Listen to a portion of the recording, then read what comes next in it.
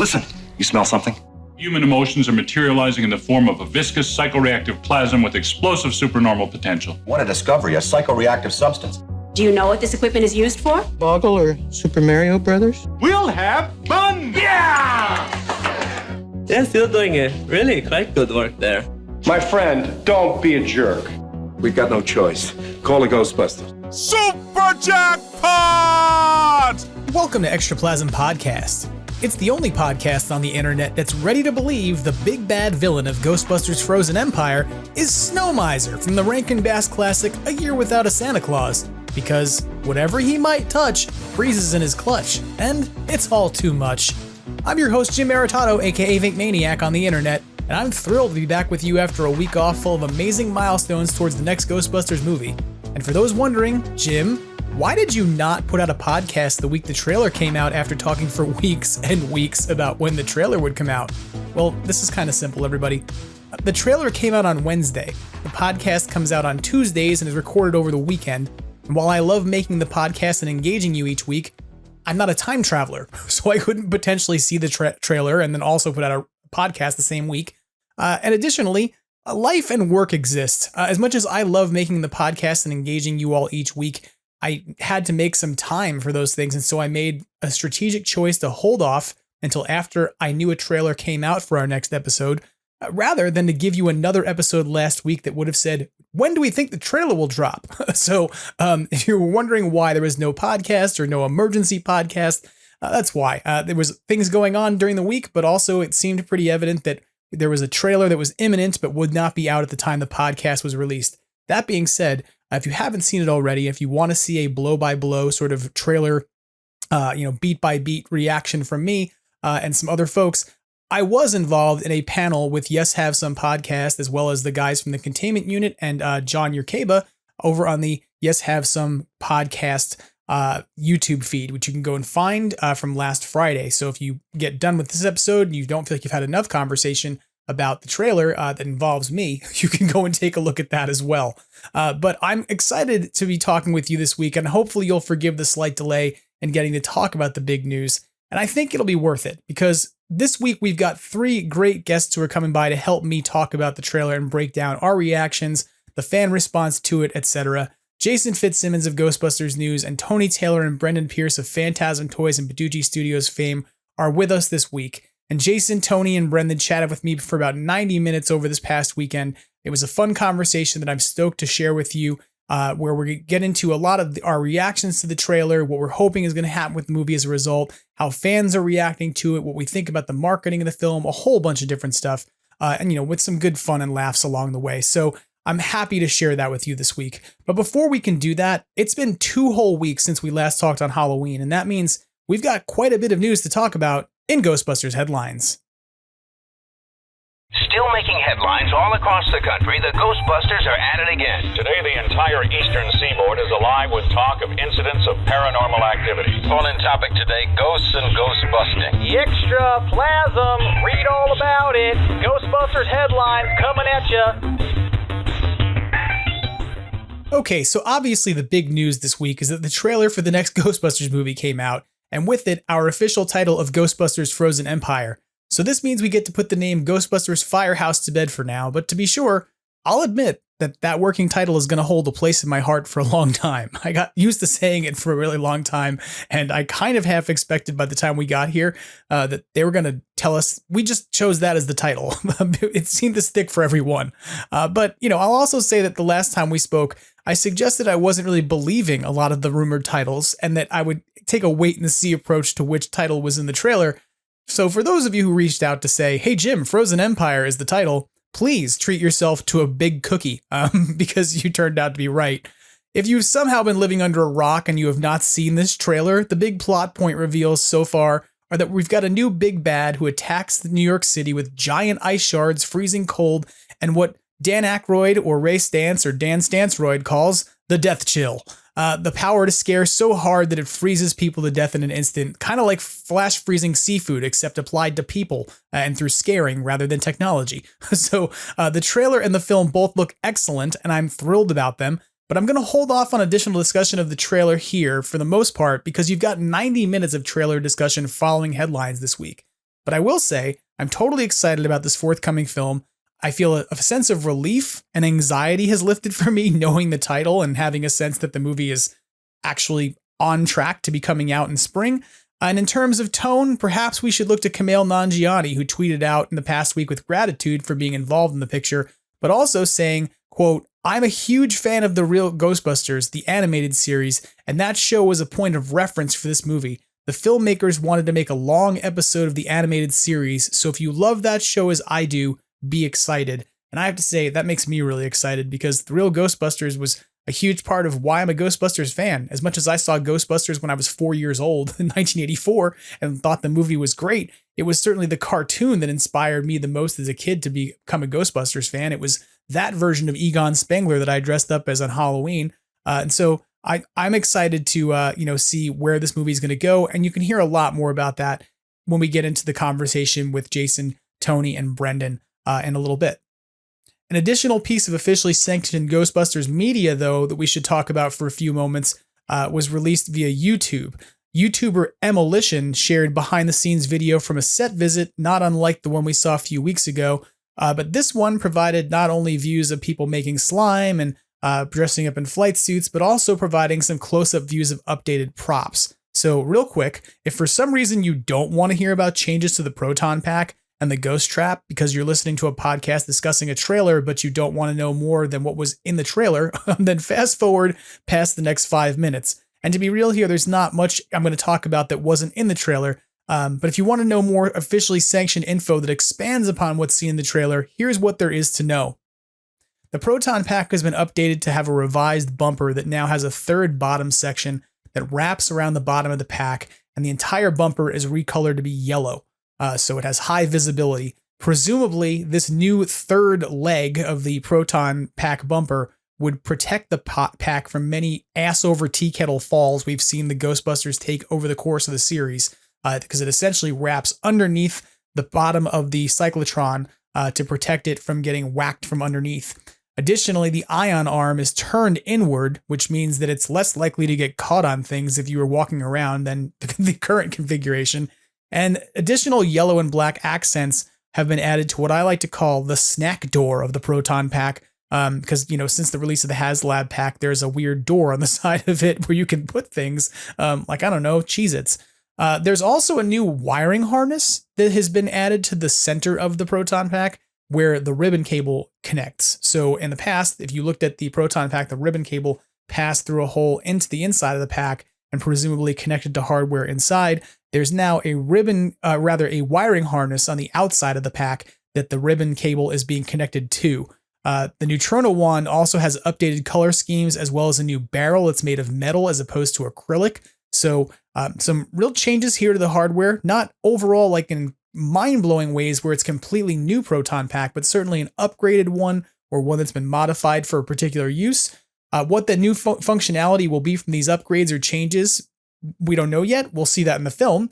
But given that the plot of the movie disclosed in press releases of the trailer discuss a Ghostbusters research and development lab, it's really likely that these are not going to be the only experimental or upgraded tech we're going to see in theaters next year.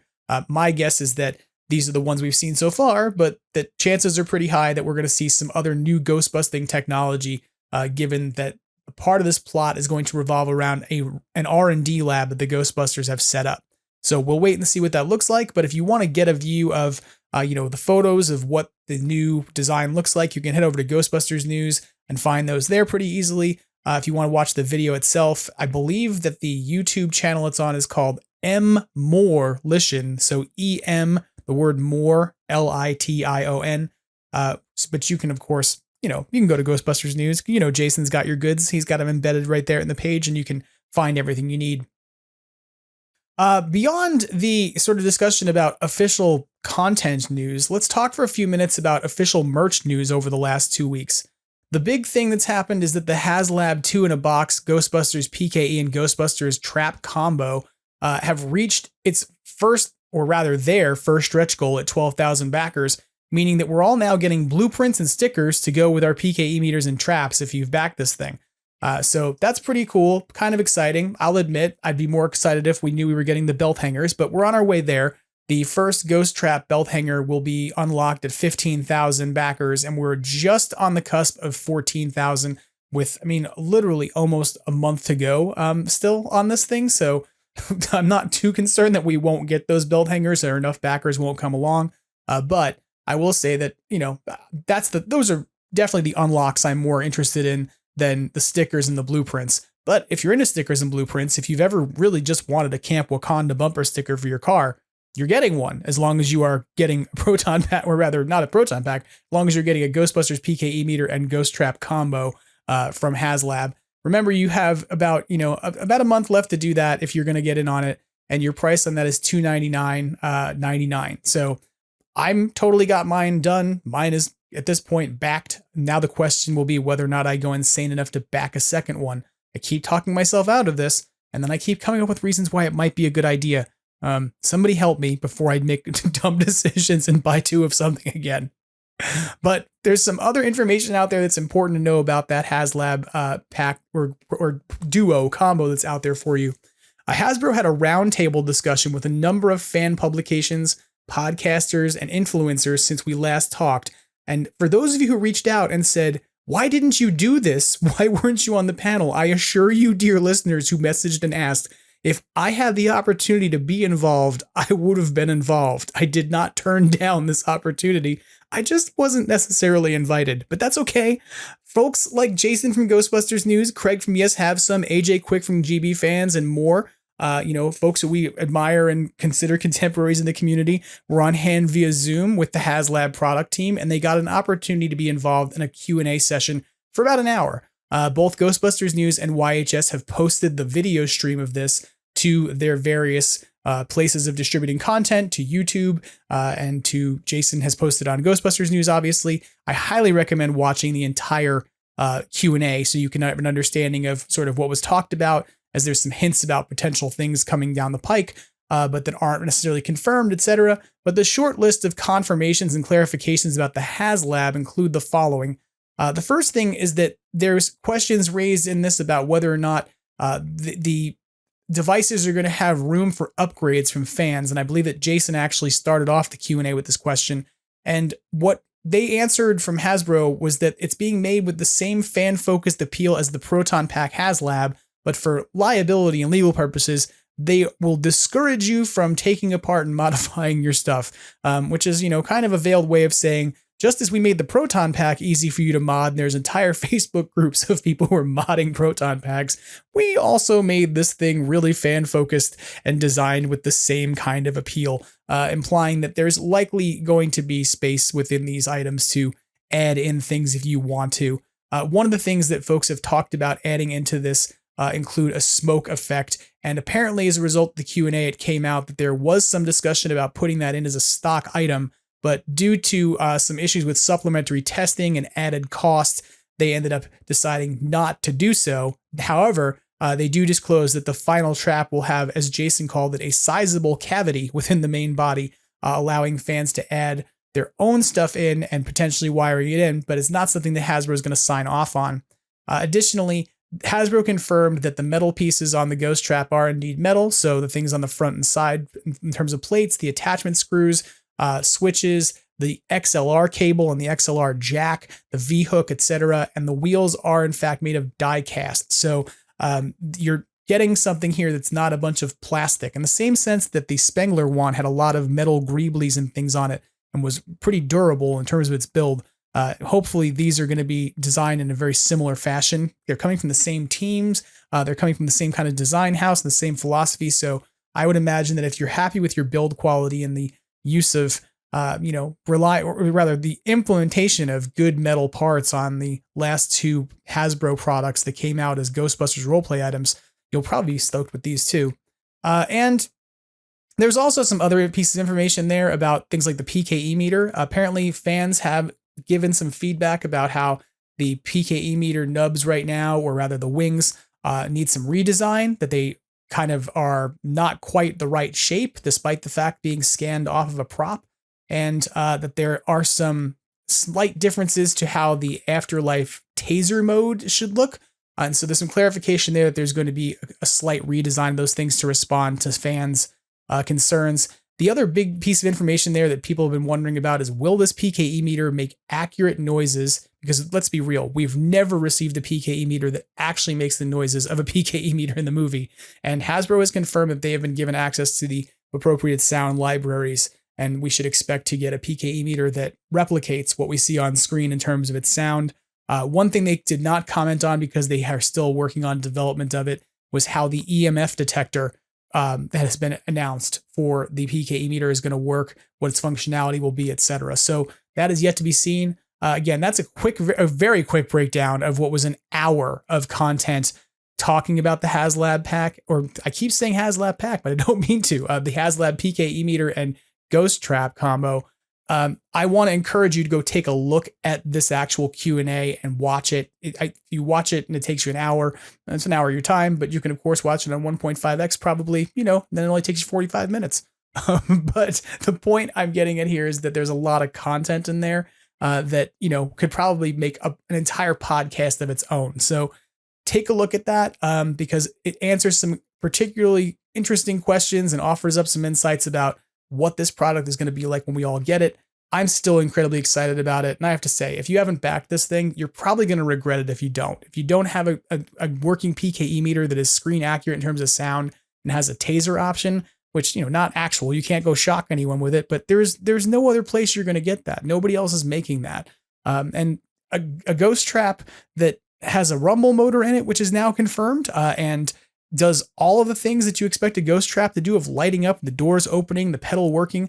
If you want one of those, your options right now are to otherwise go and get a really crappy option that was released only at Walmart that has really low build quality and will cost you like over $200 to find on eBay, or to go spend the exorbitant amount of money, spending several more $100s on a Matty Trap on eBay. I will say this, since the announcement of this bundle, those prices, or rather those items, have kind of showed up on eBay because people are looking to dump them in a panic at this point, thinking they're going to just suddenly devalue given the new props on the market. But if history teaches us anything, it's that there was a slight dip in the market prices on the Neutrona wand from Hasbro when the Spengler wand came out, and then it pretty much just kind of rebounded and went right back up. And if you want to find one in the box now, it's probably going to run you still $300. So my advice, if you are a person who is even thinking about this thing, stop thinking about it and just do it. You won't regret it later. Whereas if you don't have these two props and you really want to use them later on, or have them in your collection, or use them for cosplay, it's going to be a significant markup, just like the Proton Pack is now. Moving away from discussing HasLab and Hasbro products for a few minutes, one thing you should know is if you're into the EHP Labs supplements that have been announced, or you're looking to try out those different proton powders, or protein powders rather, and different pre-workout stuff that they have out there in the market, that is now available at retail. And if you haven't seen his review of them, you can go take a look at Jason Fitzsimmons' video where he tries the entire product line. I had the the luxury of talking to Jason after he had tried the entire product line, and he was very energetic and moving very quickly when we talked. So I think the products work. I have not had the luxury myself of trying any of the EHP Labs line, and I don't know that I will, to be quite frank, because it's not really a thing that fits within my lifestyle or wheelhouse. But if it is something that you're looking for, you can find that now out at different nutrition stores. I believe that Vitamin World was carrying them from what I saw on social media, but I'm sure that you can also order it online. And if you head over to Ghostbusters News, you can find the links from Jason's coverage. In addition to the EHP Lab stuff that's come out, some other officially licensed product news to know about. Let's talk about collectibles for a few minutes. Quarter Arcades, who are producers of replica working arcade cabinets that are 1/4 scaled, hence the name Quarter Arcades, has announced that they will be producing a replica of the Data East 3-player Real Ghostbusters game, which is in fact actually a ROM mod of an existing Data East game called Mekyu Hunter G. And if I butchered that on you, and you know that because you know I don't speak Japanese, I'm sorry.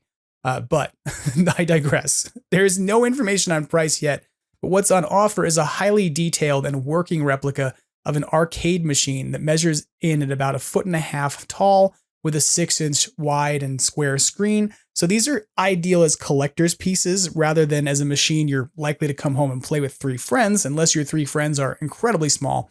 But if you want to undertake the challenge, you can. If you want to try and get on your hands and knees and use your fingers to play, you can do that. But these are designed essentially as art pieces. They work. They're working copies of the games. They make all the sounds. You can play through them from beginning to end if you wanted to, but they're designed as a replica that stands about 1.5 feet tall, that you put in a collection in a cabinet or, on a shelf, etc., or display in your office. If you really wanted to, you could probably use them with, say, 12 to 18 inch action figures who could be potentially playing arcade games because they would meet that height. But the point here is that this is less of a functional game console or game system. It's not like one of those arcade at home or at games arcade machines. It's instead something that's going to go on a desk. More details are to follow on this, but you can stay tuned to the Quarter Arcade's webpage and their social media accounts. You should probably expect, if you're looking to pick this up, if this is in your wheelhouse of cool little collectible things, this is probably going to be a few $100s to pick up. Their other products are any indicator of this, then like their Ninja Turtles cabinets are currently running, I think, around $300. They've said in an hour-long live stream that happened during this week via YouTube that they're looking to undercut that price of $300 that they've got currently on their TMNT machines, but it's not really clear what the price will end up being. So, and it'll be a while before these come out. These have been announced for their 2024-2025 release schedule. So here we are in 2023. It'll be a while before we see these, but if this is something that kind of fits in your collection, or if you're a video game collector who loves little arcade cabinets or something, this is something to keep an eye out for. And one other officially licensed collectible that's been announced this week is that Bradford Exchange has offered a sneak preview at an upcoming Slimer lamp that's on its way.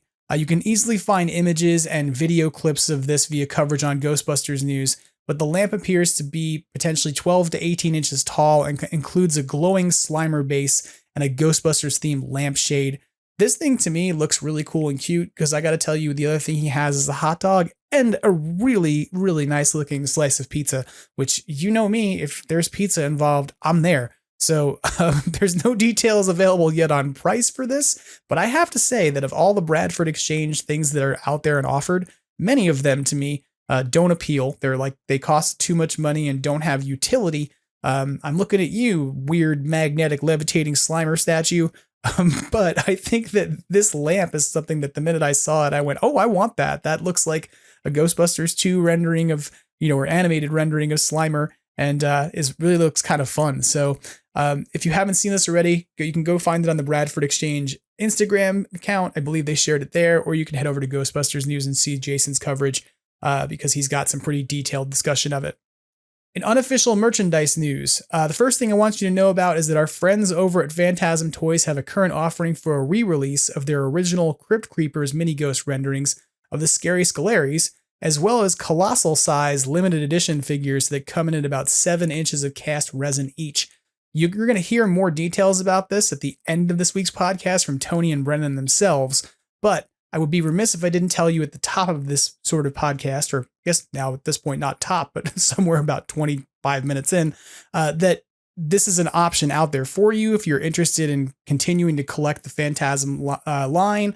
If you're somebody who's just really into the Scolari brothers and you want big 7-inch, cast resin versions of them that you can use, put on a shelf. We've been joking about how you could use them potentially as bookends. You can go and find those over on phantasmtoys.com to check them out and pre-order. I additionally want you to know about our friends over at the Ghostbusters Containment Unit, which is the autograph collecting group on Facebook, better known to some of us as TCU for short. The Containment Unit has a brand new signing opportunity with McKenna Grace. This is an outstanding chance to get something that you have in your collection that is reasonable, that you might be able to mail in to Tom and Matt to get signed, or to order 8x10s, 11x14s, or 12x18 posters or trading cards that you can have signed by McKenna Grace. The window for orders on this is going to be pretty tight. It's less than 2 weeks if you're ordering anything that has to be printed as a photo, etc., because they'll be due by November 27th. And any of the send-in items need to be pre-approved and have to be in hand by no later than December 1st. As Tom and Matt have communicated, any unpaid orders as of December 1st won't be honored. They have to travel to this signing. So anything that you are considering having sent into them to get signed, you definitely need to contact them to have approved in advance. And if you are looking to get photos done, then you need to let them know so that way they can print them before they go. In terms of prices on this, they are talking about any item being signed will be $60. To add a character name will be an additional $15. They believe that there may be quotations offered on this if you want to have McKenna write a quote onto the photo, but it will likely require an additional fee. That's kind of not up to them. This is how things get negotiated, is how managers decide how things get done. So they're trying to figure that out. But for now, you can certainly get an item signed with a character name added additionally if you wish to. The printing prices beyond the $60 signing option are $5 for 8x10s and trading cards, and $8 for 11x14 and 12x18 photos, or rather posters. If this is something that interests you and you want to get involved in it, you can find the post over in the TCU Collectibles page on Facebook, which is actually the old Ghostbusters Containment Unit autographs page. It's still the same people. They just kind of made the thing easier to find. But if you want to place an order, ultimately the way to do so is going to be to email them at theghostbusterscontainmentunit@gmail.com. That is the only way that they are taking orders for this signing. So if you direct message Matt or Tom and say, hey, can you hook me up? They're probably going to tell you, go and email us. So that way this stuff doesn't get lost. So if you have questions, if you're interested and you want to pick up McKenna Grace autograph, again, the email address to contact is theghostbusterscontainmentunit@gmail.com. I can't say enough positive stuff about Matt and Tom and how they handle signings and take care of everybody. I have bought multiple autographs from them. I've bought a mystery box from them, and every experience I have is incredibly positive. So don't wait out on this. Like, don't miss out on this. Don't wait to the last minute and then sort of forget and then be really bummed, especially because McKenna Grace is only getting more and more sort of desirable as a person whose autograph you would want to get. She's a multi-hyphenate who's a performer in music, a performer in film, a performer in television, who, essentially has a lot of different places to be and not a lot of opportunities to do signings as a busy individual, and whose autograph at this point is becoming in high demand given all those different multi-hyphenate, arenas and audiences that she interacts with. So my suggestion, if you have an opportunity to pick up an autograph now, do it, because you will be bummed out when it's much harder to do it later. And if you're wondering what I mean by that, think about how much harder it is to get autographs from folks who are potentially like Disney affiliated folks or Marvel affiliated folks who are not necessarily going and doing signings as often anymore, unless they're doing them in very high profile places with large price tags on them. So beyond that, there's no judgment there. If anybody's like, wow, why are you being shady to Marvel stars? I'm not. This is just something that's a real reality, is that the more somebody becomes well known and the more successful they are, the more that an autograph ends up costing. So it may be worth it to get involved now. As a final sort of unofficial merchandise thing to know about, which does get brought up in the back end of the podcast this week, Magnolia Clothiers has announced that they will be producing a version of the red parka that is seen in the Ghostbusters Frozen Empire trailer. If you have not seen the red parka for some reason because you haven't seen the trailer, there's a red parka that the Ghostbusters are wearing, and it has a Ghostbusters logo on it and name tags, and it keeps them really warm from the death chill, presumably. This is something that, if you were to go buy the actual version of this parka, would run you somewhere in the ballpark of $1,700, because it's a parka that is designed for like Antarctic expeditions. The thing is supposed to keep you warm at negative 30 degrees Celsius or negative 22 degrees Fahrenheit. And so it's not really designed to be an average coat. It is a piece of technical equipment with a very high price tag. Given that most people who want to cosplay as Ghostbusters at some point might want a coat, and given the amount of people who are running around out there freaking out going, how am I supposed to afford an expensive coat now? Magnolia has already announced within less than 4 days of the trailer coming out that they will be doing a version of the coat, and offered some preview images of it. You can go over to their Instagram and social media accounts to see it, or you can of course hop over to Ghostbusters News for some coverage of that as well. Okay. A couple final items here for headlines that I'm going to kind of consider my offbeat news items for the week. The first is that if you are in LA or you're LA adjacent and you are interested in going, there are still tickets available for the screening of Ghostbusters Answer the Call at Dynasty Typewriter taking place on Sunday afternoon here in Los Angeles or I'm not actually in Los Angeles, but I'm close enough. So I will be showing up at that and covering it. You'll probably hear me talk a bit about it next week because there is a full-blown Q&A afterwards with Paul Feig to talk with him about the movie. And it's now been announced that Katie Dippold, who helped to write that movie with him, will also be appearing as a second guest on that for that event. Rather, it is a charity event, or rather a fundraising event for a nonprofit organization that works to support election outreach in different places around the country in sort of battleground states. So it is something that is nonprofit. And if you're interested in going, I will tell you point blank that your tickets are actually tax deductible. How crazy is that? So if you're interested in checking that out, the website or the theater is Dynasty Typewriter, and the nonprofit organization who are putting this on, who I believe have the tickets on their website, if not just the Dynasty, is the Good Deed Corps. So you can check that out.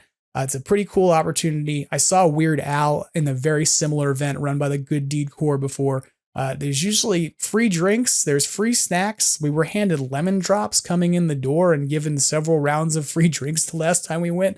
And so I imagine this will be very similar. And if you do the VIP version of this, there's actually a cocktail party with Paul Feig after the movie. So it is also a director's cut of the movie. So what we're going to see is kind of a question mark. It's not clear if it's the director's cut that's been released already, or if it's something else that Paul will be bringing with him and showing the audience. So I'm excited about it. If you're there and you happen to see me, feel free to come up and say hi. Beyond that, the other offbeat news item I'm going to tell you about is that if you lived in the LA area in the last week, you might have been chasing down bottles of Crystal Head vodka, because it turns out that Dan Aykroyd was out being a vodka salesman in the wake of the trailer being released last week. And this just tickled my funny bone.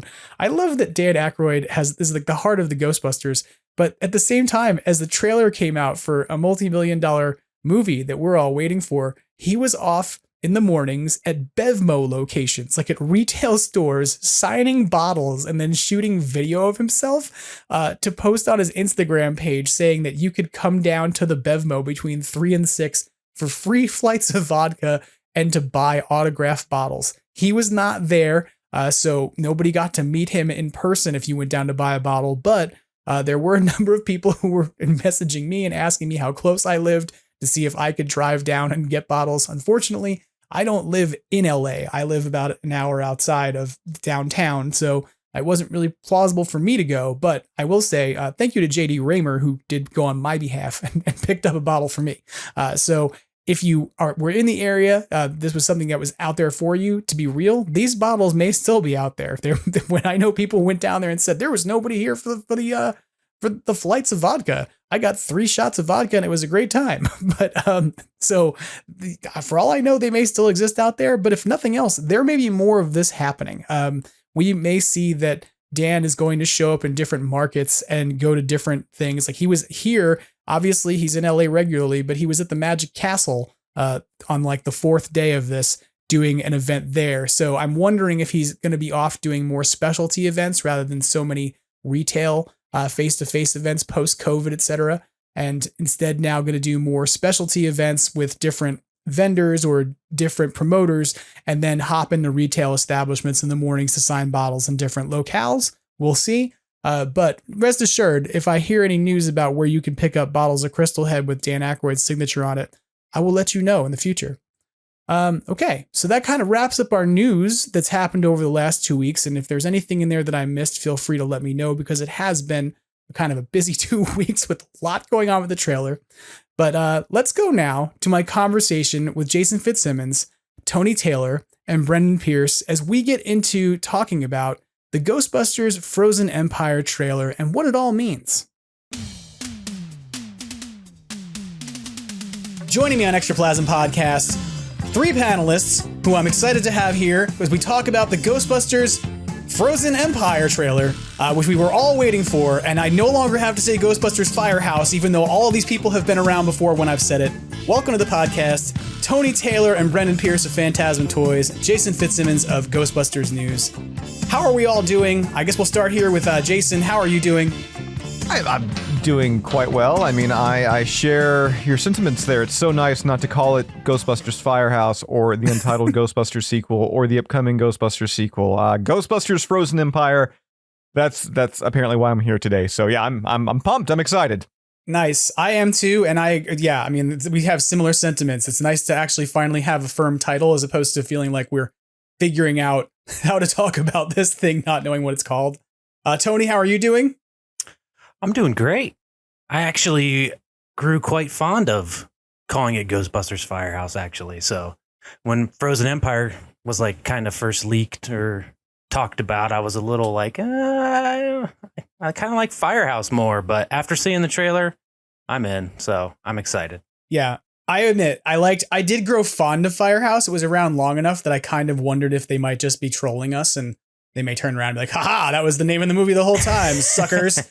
But I agree that like the trailer certainly sent it home for me, and I think it's good.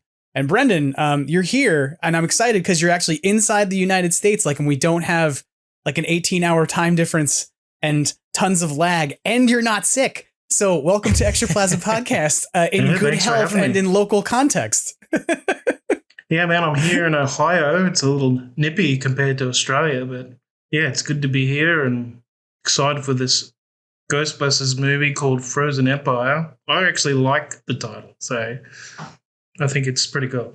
Well, I imagine that you had more of a Frozen Empire kind of last few weeks, given that like you had an American Halloween. It snowed during it. All kinds of things happen. Like I messaged you and I was like, too. How was your American Halloween? You're like, I also saw snow. And I was like, oh, okay, cool. That's actually the first time I've ever seen snow, ever touched snow. It was an experience for me, that's for sure. I got Tony to start playing the Home Alone soundtrack for me and put on the fireplace. I danced in the snow. All true things. It's true. Well, apparently those of you in Ohio are just looking to like get even further ahead into winter than like Jason in Canada. Like for whatever reason, you're just all like, hey, it's Halloween. Let's go straight to winter. Just go right into it. What the hell? Why not? There's too many Halloween decorations in the store. Put the Christmas trees up already. Yeah. But anyway, I digress. I'm glad you're all here. It's exciting to be able to talk to you. I know that, you know, for, Tony and Jason, you were here for the Afterlife commentary we did back at episode 46, but of course you've both been on a whole bunch, and Brendan, you've been on once before and once in absentia when you were not able to be here because you were sick, but you were just here in the background, showing up occasionally to distract me and Tony if you recorded. Major jet lag. Yeah, but I'm stoked you're here and that we get to have this conversation because there's a new Ghostbusters movie coming out. We knew that for a long time, but now there's so much better of a view of like what that is going to be. Like what are we actually going to see versus, oh, it's a movie that happens and it has something to do with a firehouse. So what are your first reactions to the trailer? Like you're sitting there down watching the trailer. I guess I want to find out from each of you, what was your gut reaction like when you first got through the whole thing? Because like I think there's an easy way to go, what did you think when you first started it? And it's like, I got asked that question. I'm like, well, I wondered what was going to happen next. But like, what was your sort of initial reaction? You get through the whole 2 minutes. And what was your takeaway that you kind of reacted with? I guess we can kind of go around the room a little bit. Tony, do you want to go first or? Sure. Well, me and Brendan actually got to watch it together. We knew that if one of us seen that it was officially out, to stop and let the other one know, let's go and do it right. Sit down on the couch, put it on the TV, enjoy it, crank up the sound and watch it the right way. And I think I was the one that saw it. It popped up on my phone. I saw the flash of the Statue of Liberty come up on Instagram. I'm like, oh, this is a real trailer. Hold on. Stop what you're doing. Drop it. Let's go to the TV. And we ran downstairs, turned it on. And honestly, as much as I love Cruel Summer as a song, when that song first came on, I was almost like, uh-oh, this might not be that great. But after about 5 seconds into the trailer, I was like, oh, this is really good. So it was way better than I expected. It showed a lot more, but not too much to spoil anything. Kind of, gave you a little taste of what's to come without showing too much. So I was really impressed with the trailer. It was way better than I expected it was going to be. Yeah, I think you're right about it being sort of showing you the right amount of stuff. That it gave us enough to know like that there's some sort of big bad that's going to be out there freezing the city. There's a threat that comes from, afar, and it kind of gives us our characters and lets us see them, but it doesn't overplay its hand. I was reminded of the last trailer from Afterlife. Y'all remember the last trailer from Afterlife that people were avoiding because it was like the one that showed Egon in the trailer, and people were like, do not watch the last trailer for that movie if you want to go in not having spoilers. I think that this was a good balance that didn't kind of oversell it. Brendan, you were with Tony, so what'd you think? Well, I was predicting something similar to what we got with Afterlife, with the barn and the ecto in the barn. I envisioned a slow pan up of the city, and it's slowly getting frozen with ice, and then we get a title. But the first thing I noticed was the runtime, which was 2 minutes. Yep. It's like, oh, that's more than a teaser. It's kind of like a full-blown trailer to me. Like, I'd be happy not to see any more, and it's plenty good. That's a really good trailer. But I guess the contrast between the Frozen Empire trailer and Afterlife is it immediately just opens up. And whereas Afterlife felt like a very private, personal family story, you immediately open up to the city, New York City, and you see Statue of Liberty and kids on the beach, and the cinematography is beautiful, and it just immediately feels bigger and open and like a real blockbuster type movie. Yeah. I guess you see the difference in between how Afterlife was almost claustrophobic. It was so tight. And then you immediately open up to the city and everything's going on there. I kind of agree. Like, my take on the trailer when I saw it at first was that the scope of the movie felt so much larger. And I've said this in a few different places over the last week, that the stakes of the movie feel bigger than any Ghostbusters movie that I feel like I've seen before, even though all of them have to do with the end of the world, right? Like, all of them arguably end with some horrible thing that happens to the entire planet. But the feeling of most Ghostbusters movies so far have been there's a threat to a localized environment or a localized place, whether it's Spook Central, whether it's the museum, that threat will then spread out from that place. But in this case, that opening in the city and sort of the threat coming to the city from afar at the sea made me feel wow, this is almost like the city is under attack, as opposed to there's a manifestation within the city, and it kind of changes the scope and the feel of that, There's a sense of real danger going through those spikes that protrude out of the ground. Yeah. It's not like you get possessed by a ghost and you might turn into a dog and you might come out of it a little bit brain damaged, but otherwise you're okay. If you get impaled by one of these spikes, you got a slim chance of survival. Right. You're basically like a frozen shish kebab, and we decide whether, that's it. That'd be the end of you. So, and the gravitas that I think that I took away from it too was Dan Aykroyd sort of talking about the death chill. Right. It's kind of very dramatic. So, Jason, what do you think? I know you've had a chance to put out some video content and talk about the trailer a bit. What do you think? I mean, that morning I was pretty much running around left and right, doing reaction video, trying to write articles, all that. So it took me a few minutes to really kind of sit down and kind of think about it, kind of take it all in and everything, even though I did do a reaction video for it. I think what surprised me the most was the fact that, and it really shouldn't have, but it did not have that emotional punch that Afterlife had. We were waiting all those years for that. And this, as you guys were saying, I mean, it hits you right off the bat. It's a different feel. It's a different vibe. And one of my biggest things when it came to, I know we've discussed it on previous podcasts, was I was really hoping that the new film, it would kind of take a modern day, almost like Marvel-esque vibe, but still retain that Ghostbusters, kind of blending the two together. You bring in the more, I guess, common audience. You're not relying on the old school fans from the 80s and the 90s and such like that. You're definitely trying to attract, younger fans, which I'm sure they are, obviously, with Finn Wolfhard, McKenna Grace. But I feel like this movie, it really sets that tone up. And I mean, just out and about over the past couple of days, I've had 5 people come up to me. I've been wearing a Ghostbuster shirt, and they said, "Hey, have you seen that trailer? It's awesome." Right. I had 0 people say that to me with Afterlife. Yeah. Even though that trailer was great, nobody was saying that. It seems like everybody's talking about Ghostbusters Frozen Empire.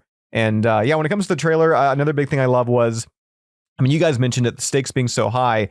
Those people on the pier, those people out on the beach, I mean, they're dead, right? Like the vast majority. You never had that in any Ghostbuster film. And also the fact, too, that the way it looks like it's being set up, the fact that, they're reopening Ghostbusters, the company in New York City again. This is going to be the very first Ghostbusters, including Ghostbusters 2016, that we're not going to have a starting a business story. Like this is just going to be, bam, they're in New York City. This is the Ghostbusters. At least that's the concept, the idea that I get from it. Yeah, I think that's the way I read it too, is that like we're not going to get an origin story. At best, we may get a, hey, people are being trained kind of story. Yeah. Like the Ghostbusters are operational, and that's why we see Winston and Peter, in flight suits, is because they're going to help to train the next generation. But even like the plot synopsis talking about an R&D lab that's kind of been tossed around out there suggests that, oh, you're up and running. Like you're not building a new R&D lab. You have an R&D lab. It exists, right? You've already got things going on. And so I think you're right about that. Like it's going to be interesting to see a movie where we don't have to see a new origin of Ghostbusters. And Ghostbusters 2, like it doesn't have an origin story as much as it has a re-origin story. It has a like, how did they get back into business? Right. And so this is different in that it doesn't have that either. It's got they're up and running. Things are happening in the city vibe, and I like it. I'm really stoked. I have to be honest. I was going to be like 100% real. Maybe you all can weigh in on this, because I think that we all love Ghostbusters, but I also think part of being a Ghostbusters fan is being a perpetual skeptic. Like that is just that. Like you think about Ghostbusters. I mean, I even was talking with folks about this in terms of like, the trailer coming out and then the red jackets showing up, which I know we're going to talk about the red jackets because we have to. Yeah. But like, the red jackets have become such a thing within the community where people are like, oh my God, how do we get red jackets? And at the same time, I see people talking about the red jackets in the trailer. I'm also having conversations with people who are like, why does everyone need a red jacket? Why? And then there's people who are like, why did they buy $1,500 red jackets? And I'm like, okay, this is part of the skepticism of the fandom. We have to sort of pull everything apart. So going into this, like, did you have any misgivings, like concerns? Like, I'll be honest, I was excited there's a Ghostbusters movie coming out, but I was a little bit worried about whether or not that pivot back to New York would feel natural. Like whether it would just be like, oh, now we have new Ghostbusters and it's a completely new team. I don't have that at this point. Like watching the trailer, I'm like, okay, we're good. Like everything seems good and transitional. Was there anything in the trailer for you all that kind of defied your expectations, or that or otherwise didn't live up to what you were expecting? And that if there wasn't, you can be like, no, it's great, but I'm just curious. One area for me that I'm really happy to see, at least again, from what I'm getting from the trailer, is Lucky. I feel like Lucky is going to get like an actual proper role in this one. I feel like she was very overlooked in Afterlife. Like she really didn't get, I didn't care about Lucky and Trevor. Right. They kind of framed that, she's being saved out of the terror dog carcass at the end. And like, I had no emotional, I didn't care. I just did not care. Look at Paul Rudd, not her. That's how I felt. So I'm quite happy to actually see that it seems like she's going to get her time. And also at the same time too, like I've seen some people like really complain like, oh, why would Lucky be in it? Like the Spanglers are going to New York. Why Lucky? Why podcast? I mean, we don't know the details yet, but obviously Lucky, her dad, I mean, she's a free spirit. In the afterlife, she even set it up where she's just like, she pretty much wants out of that town. Right. It's in there. And podcast, summer intern at Raise a Cult. That's all you need. Spirits Unleashed, just they can tie it together. Yeah, agreed. I think that makes a lot of sense. I didn't really know what they were going to do with how do you bring those characters in who weren't necessarily part of the Spengler family, and to sort of see Lucky in the trailer with a more definitive role. And I think I agree with you. Like, I don't mean to say that in a passing way that's like rude, but like, I also didn't really care about the teenage romance in the last movie. It's kind of, I had bigger fish to fry. Like there's Ghost Egon. And also I've been waiting 37 years to see these guys again. So this little piece over here just doesn't matter to me, And so to see that development is better, I think. We'll see. I don't think it's we're out of touch or anything like that. Like, I mean, I can watch Stranger Things like that first season and my like heart breaks for 11 and the kids and, relationships that aren't budding properly and such like that. So it can certainly be done with this, paranormal or otherworldly threat again in Stranger Things.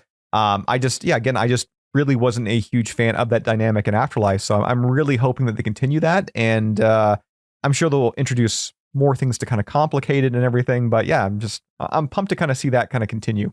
Yeah, that's great. That's cool. And I agree. Like, I think it's going to be fun to sort of see how those characters that we don't know any of these characters any better than Afterlife, but we know the legacy of at least two of those kids that we can connect back to.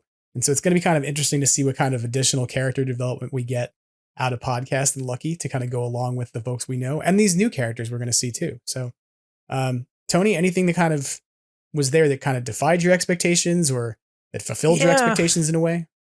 Yeah, I was shocked that they showed like Carrie Coon and Paul Rudd's characters in full gear, flight suits. I think I wasn't expecting to see that. Like, I like when Paul Rudd was announced to be in Afterlife, I was like, yes, he's going to be a Ghostbuster. And then it didn't really happen in Afterlife or anything like that. So I was excited that they actually showed that in the trailer. And are we going to learn Podcast name in this movie, or is that just going to be? So. I mean, I figure they will. I mean, again, this is just, if Spirits Unleashed, their whole thing where they were talking about, podcast. I mean, they don't even say podcast, but Ray's just saying summer intern or, winter intern, whatever it was. I think it would be hilarious if it comes about because of that, because obviously there has to be documents signed. There has to be, so funny. a thing from the school, and maybe have it where, Dan does the reveal by accident, just calls him by his first name. That is so funny because I'm not kidding you. Like, my thought of how they could reveal his name that would be a perfect shot would be if he was filling out, much like Trevor filled out a job application in the last movie, if Podcast was filling out his internship application, like sitting, like writing it out, and he writes out his full name, and like one of the other kids looks over and goes, "Who's that?" And he's like, "That's my real name." Like, that to me would have been, I'm like, I want to see that. And then you kind of just touched on it out of just nowhere. So that's kind of funny. We have a very similar view on how you could do that reveal. But yeah, I hope we find out his name. I want to know more about who Podcast is. And I think that, seeing the kids like a little older in the trailer for me was kind of fun. Like, I was just like, it's so they're growing up. It's weird. Like, we saw them as like 12 and 13-year-olds before, and now they're like, on the cusp of becoming adults, and well, I mean, it's two kind of them you don't interesting. really, you can't call kids at this point. And like Right. the other two, next sequel, if they're still with it, I mean, they're not kids. Right. They're adults. So. I mean, like, they are just flat out, they're grown-ups. So it's kind of fun to watch our characters grow through adolescence in a way that we didn't get to do that with, the original Ghostbusters, because they were people. They were adult.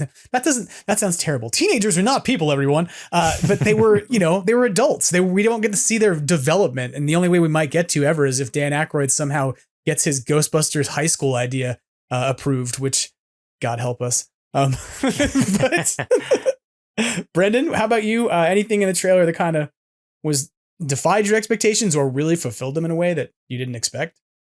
The whole thing. I literally expected a few seconds and the title given to us. We got so much. We got new gear. We got to see the original OGs in costume.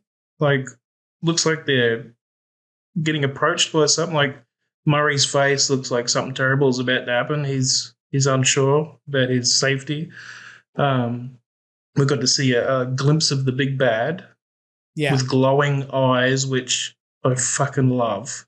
So I think the glowing eyes just make the ghost seem so much scarier, which was kind of lacking in Afterlife. You had Muncher, he had black eyes, and then I think Gozer initially, the special effects guy, Arjun, is that his name? Yeah. Aryan, yeah. He originally had the red eyes on Gozer, but they blacked them out. But right. I love the glowing eyes of the ghost. It seems very Ghostbusters to me. There was some shots, a couple of shots here and there, like the cabbie where he's looking up into the storm and his hat flies off his head. That's so original Ghostbusters. That cabbie, though, with the hat blowing off, looks just like the hot dog vendor from Ghostbusters 1 when Slimer comes out of the cart eating the hot dogs and his hat blows away, and it was great. It is an interesting callback. I think that's a really fun still. Like, when you look at that as a still image, it screams Ghostbusters in an odd way, in the same way that many of the other like small character actor parts that we have grown to love over the years does. It's kind of like, that's the cabbie guy. oh, look, it's the guy who's, that nice shirt friend, or I like that shirt friend guy. It's like we have all these little characters over the course of Ghostbusters. And I feel like by the end of that movie, somehow that cabbie is going to be one of those people. He may only get that much screen time in the entire movie, but he'll end up being like on a panel or doing autograph signings because he's the cabbie guy who was looking up in Ghostbusters Frozen Empire. He's the new roller granny. Yeah, well, he has to have lines to be Roller Granny. That's to be fair. Like, Roller Granny has an established, line. It's very short, but nope. Dirt Farmer had a family? Nope. That's basically the entire performance, but it's great and it's iconic and it sticks around. And that's what I think is interesting about Ghostbusters and cinematography is sort of like the iconic feel of Ghostbusters that's still there in that trailer in terms of how things are shot. Like you've got Eric Steelberg is back, I believe, like doing director of photography work again. So there's some consistency to Afterlife, but there's also just sort of consistency to like the way the series as a whole feels. And I want to see what you all thought about this, but I thought what was interesting about the trailer was that I felt like it merged the sense of a Ghostbusters movie and its aesthetics alongside like a summer New York blockbuster movie in the way that it opens. And I couldn't put my finger on what it was that it was reminding me of until Craig Goldberg said it when we were talking the other night. And he said that he used another example of another film that had a similar summertime trailer with music that opened it up in the same way. And he said, Die Hard with a Vengeance. And I was like, oh my God, yes. Like the way that New York City feels and the sneakers hanging over the power lines and the fire hydrants open in the street. Like, and in that trailer, it's hot time, summer in the city that sort of like sets the whole thing off. And I went, oh, it's so like, that's what it was. I was trying to figure out what brought me back as a New Yorker to that sense and feel. And I think that like, I know I feel like I'm babbling about this, but like, I don't know as much as short, that's a 2-minute trailer. I don't know that I have felt that New York about a movie, like a Ghostbusters movie, since the first one. Like, yes, the Statue of Liberty is in the second movie, right? And it happens in New York City, but I don't ever see New York as being as big of a character in Ghostbusters 2, even though the Statue of Liberty is in it. Whereas like the first movie very definitively feels like a New York movie to me. So I just wondered, like, what did you all think? Like, did you feel that the trailer had a different aesthetic than what we're used to? I think it was a more modern aesthetic. Mm-hmm. I guess you'd say like some of the shots are like beautiful. Like even just the shot of the Ferris wheel, like the gear as it's slowing down, like it's shot beautifully. Like the sun's like behind it and it's reflecting off of the gear. Like it did have like more of an updated feel, but in a very, very positive way. Like it wasn't too different or too off-putting. Like it still feels in the same universe, but maybe a little bit more of an updated version of that. So I thought like a lot of the shots were where it's like the gear one. It's something very simple, but you can tell they put a lot of thought into it and a lot of effort went into it. And I hope it's as Afterlife was a beautiful film too, like the colors and all that too. So it feels like they're carrying that out into this as well. So that visual of looking through the grid of the Ferris wheel cage and you can see the storm out into the distance, that'd be absolutely terrifying. Like there's such little attentions to detail. Like when the storm's rolling over, you see a little lightning strike. Is it hitting the Empire State Building there? Yeah, I'm not sure which building it hits, but yeah. It's got a real, like Independence Day type of feel, Deep Impact, look, those type of movies. It's got a blockbuster feel about it for sure. Yeah, things that we really haven't seen like in the in the franchise. I mean, one shot that really sticks out to me, actually kind of going back to Lucky there, is that shot of her, what it looks like in like a lab and her turning around and like just I've never seen a shot like that in a Ghostbusters movie. You know, like it almost looks like it came out of a, I don't know, like a Marvel Spider-Man or something along those lines. But again, here I think they found a really nice balance and like it fits. I wonder if you would agree, or like if you can feel free to agree or disagree with this statement, but I feel like Afterlife was almost like a love letter to an 80s Amblin movie, right? Like sort of the 80s childhood movies that were like E.T. and stuff, or obviously Goonies is not an Amblin movie, right? But like there's a sense of like the old 80s kid movies to Afterlife. And it makes a lot of sense because it's a confined story that happens in a small locale involving a series of kids. And in contrast to that, when I watched the trailer a few times, and then after I had this conversation where we kind of talked about Die Hard for a second, I started feeling like maybe this movie's aesthetic to me came across like a 90s summer blockbuster movie. Like, whereas the previous movie was kind of like an 80s summer kid movie, this one comes across more to me like a 90s blockbuster movie. And I'm not like, and that's by no means negative. Like, some people are like, well, my God, 90s movies. Like, no, I mean, like, this is part of what's back in like our culture, and pop culture is like all retro stuff, right? And 90s stuff is trending. And it made me wonder, like, is that trailer in some way inspired, or, you know, maybe it doesn't reflect the larger movie, but is it kind of inspired or kind of is to bring us to that 90s summer blockbuster sense of a film, even though the movie's going to come out in March? Like, it's coming out in spring. It's not going to be a summer movie, arguably. But I don't know. Does anybody else get that vibe of like a summer blockbuster from the 90s? Yeah, big time. Yeah. In all the best ways, too. It's that 1998 Ghostbusters that we never got. Yeah. Promised countless times by Dan Aykroyd in interviews.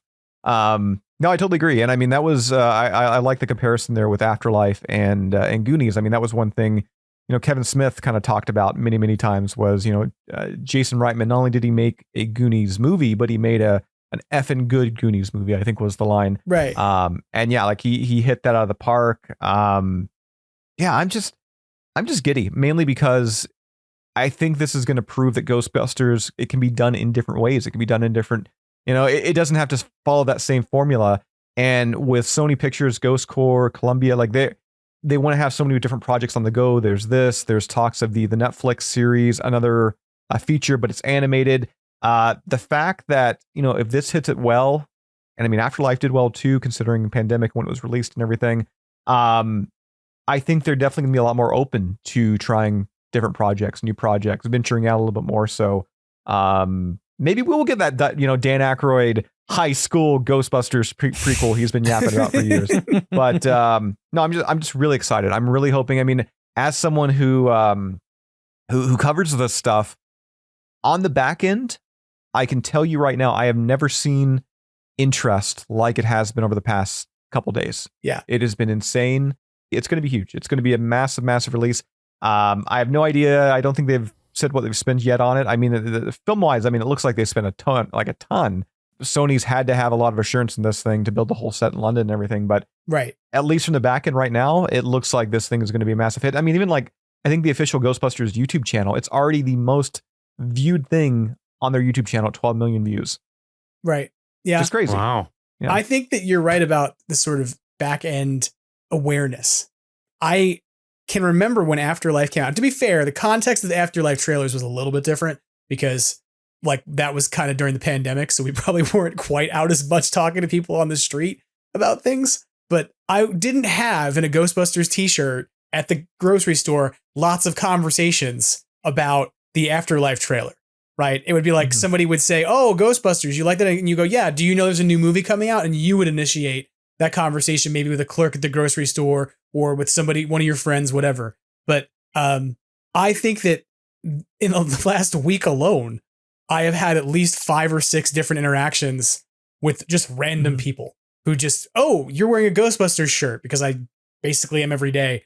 And did you know there was a trailer? Have you seen the trailer? One of my students walked into my class and said, I haven't watched the trailer myself, but did it look good? Should I watch it? And I was like, yes, you should totally go watch the trailer. It takes 2 minutes. But yeah, no, I think you're kind of right about this. I think that, I don't know if it's because of when it's being marketed, how it's being marketed, that the trailer is getting such uptake. And maybe it's that there's not as much in competition that's being shown because we have such a sort of dearth of stuff that's going to come out now in Q1 to compete with this movie, arguably. But yeah, like we're not even a week into being out from when this trailer was dropped. And it's something that I'm having conversations outside of, you know, my deep circle of Ghostbuster friends. So I think you're right about that. We'll see. But just so you know, I commonly hang out at the Walmart high C aisle. And I just wait for people to come to me. And they're like, hey, I'm getting the orange. I'm like, that's good, but you know what would be better? Ecto Cooler. You know what? That was a tie-in to Ghostbusters, and that's pretty much my day. You have a booth, like you got a little change my mind table, except it's change your flavor. Yep, that's what I do. I feel like with Afterlife, we kind of got past a something that we've all been waiting for years upon years upon years. Mm-hmm. Like it kind of closed that chapter, even though it continues the story. And to me right now, this is going to be a great entry level for that new fan, especially for the younger fan that likes the Finn Wolfhard, that likes the McKenna Grace and everything. Paul Rudd. I mean, even though Paul Rudd's an old man by age standards, but he looks wonderful. I just feel like this is going to be a great entry point for a lot of people, and the fact that it looks like you can jump into this one, and of course if you know who Winston and Ray and Peter are, that's going to benefit you to no end. But it just looks like this is going to be very contained, like an episode of the real Ghostbusters. Yeah. I wonder too if the popularity of this trailer kind of taking off really quickly has a lot to do with the fact that it's the first teaser for the movie and it features those principal actors that you just talked about. Like, think about the original Afterlife teaser trailer was like the star of it was a car. Like, we didn't know who was in the movie yet. You didn't really know much else about it. Right. And so in this context, you instead have and I don't really think about the Afterlife trailers that came after that. I'm trying to think about whether or not it really illustrated a threat that was compelling to people who were outside of the fandom, because it was more about talking about something we already knew about, being Gozer, whereas this is there's an attack on New York City, and it does give that sense of the Marvels kind of, not the Marvels, not as in that specific movie, but like Marvel and DC movies and other blockbuster films that illustrate a big threat to a city, as opposed to, we're kind of making calls back to a villain you've heard of before. And so, I think you're kind of right about a lot of this, Jason. I think that your analysis of sort of how this is going to be appealing to people who this is their entry point to the franchise may actually make more sense to them as an entry point than the last movie did. That was kind of like an exit point on a previous phase of Ghostbusters in some ways. Yeah, Afterlife felt like a movie kind of made for people like us who were waiting for decades for an official third Ghostbusters film. Yeah. And having wished for that, and that's all that was on our minds for all those years, like Ghostbusters 3, come on, Ghostbusters 3. Well, now there was a movie kind of made very emotionally and geared directly towards the hardcore fans. It seems like they really wrote a nice love letter to the fans with that one. And now a fourth one, my brain doesn't even know what to think. All I've ever dreamt about is getting a third Ghostbusters movie. Well, we actually got that, and now we're moving forward. I think it's a really good opportunity to start fresh and to take Ghostbusters wherever it can go and do something new and exciting. And this feels like they're really doing that too. So yeah, I agree. This is a good question to consider for a minute. What new thing that's kind of been hinted at in the trailer, or that you kind of just hope happens because you've now got more context about this movie? What's something you hope to see in the new movie coming up? Now that you have a better view of what is the story, what's going to happen, what's maybe something that the trailer inspired you to be hopeful about? And I'll tell you, mine is goofy. Okay. Mine is dumb. I'm going to tell you right off the bat. I really want a Ghostbusters hockey sequence. I know that sounds stupid, but I need hockey ghosts. I would be totally fine if they are at Madison Square Garden and they have to do a bust because the garden has ice spikes coming through the floor and the Rangers are all fleeing the place. And there's some sort of hockey hooligan ghosts who are on the ice so they have to bust. It would make my freaking day. I really want that. I don't think I'm going to get it. But it would be the best hockey sequence in an action movie since Batman and Robin, which has a lot to apologize for, right? I'm really intrigued about the library. Are we going to see the library lady make a reappearance? They had the lions come to life there. Yeah. And I was wondering whether that, how there's the little white bit of ghostly smoke that goes into the door crack. Is that unfinished CGI? Is that pink, actually? Is it really going to be pink when we see it, or I don't know. So the library lady could be a possibility, and that they never did bust her. So let's see what happens there. That's true. We've never seen her busted in the canon of the movies. We have in the canon of the video game. But let's not open a can of worms about whether or not the video game's canon. But like, I think that you're right. That would be a cool thing, is if that sequence going back to the library would involve sort of resolving the case of the Gray Lady, right? And that's kind of what would bring them down. I was thinking about this last night, that they're inside of some sort of freight elevator that goes, like, when Patton Oswalt, you see him and you see Phoebe and you see Trevor, and they're all getting into this freight elevator together.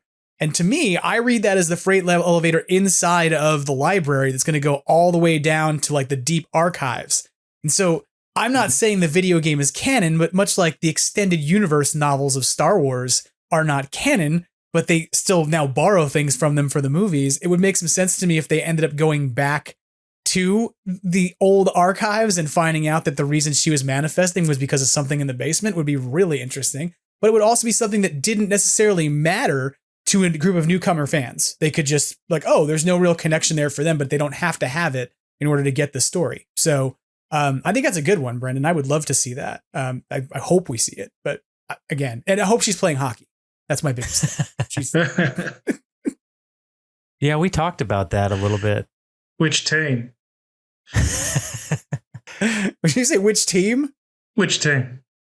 Well, she can't play on the Rangers. You know, I mean, they don't take ghosts on the team. That's not going to work. She'll have to play for somebody. If she plays on a team, she'll play for some like no longer existing hockey team, like the Hartford Whalers, some dead hockey team that no longer exists. But Tony, what were you going to say?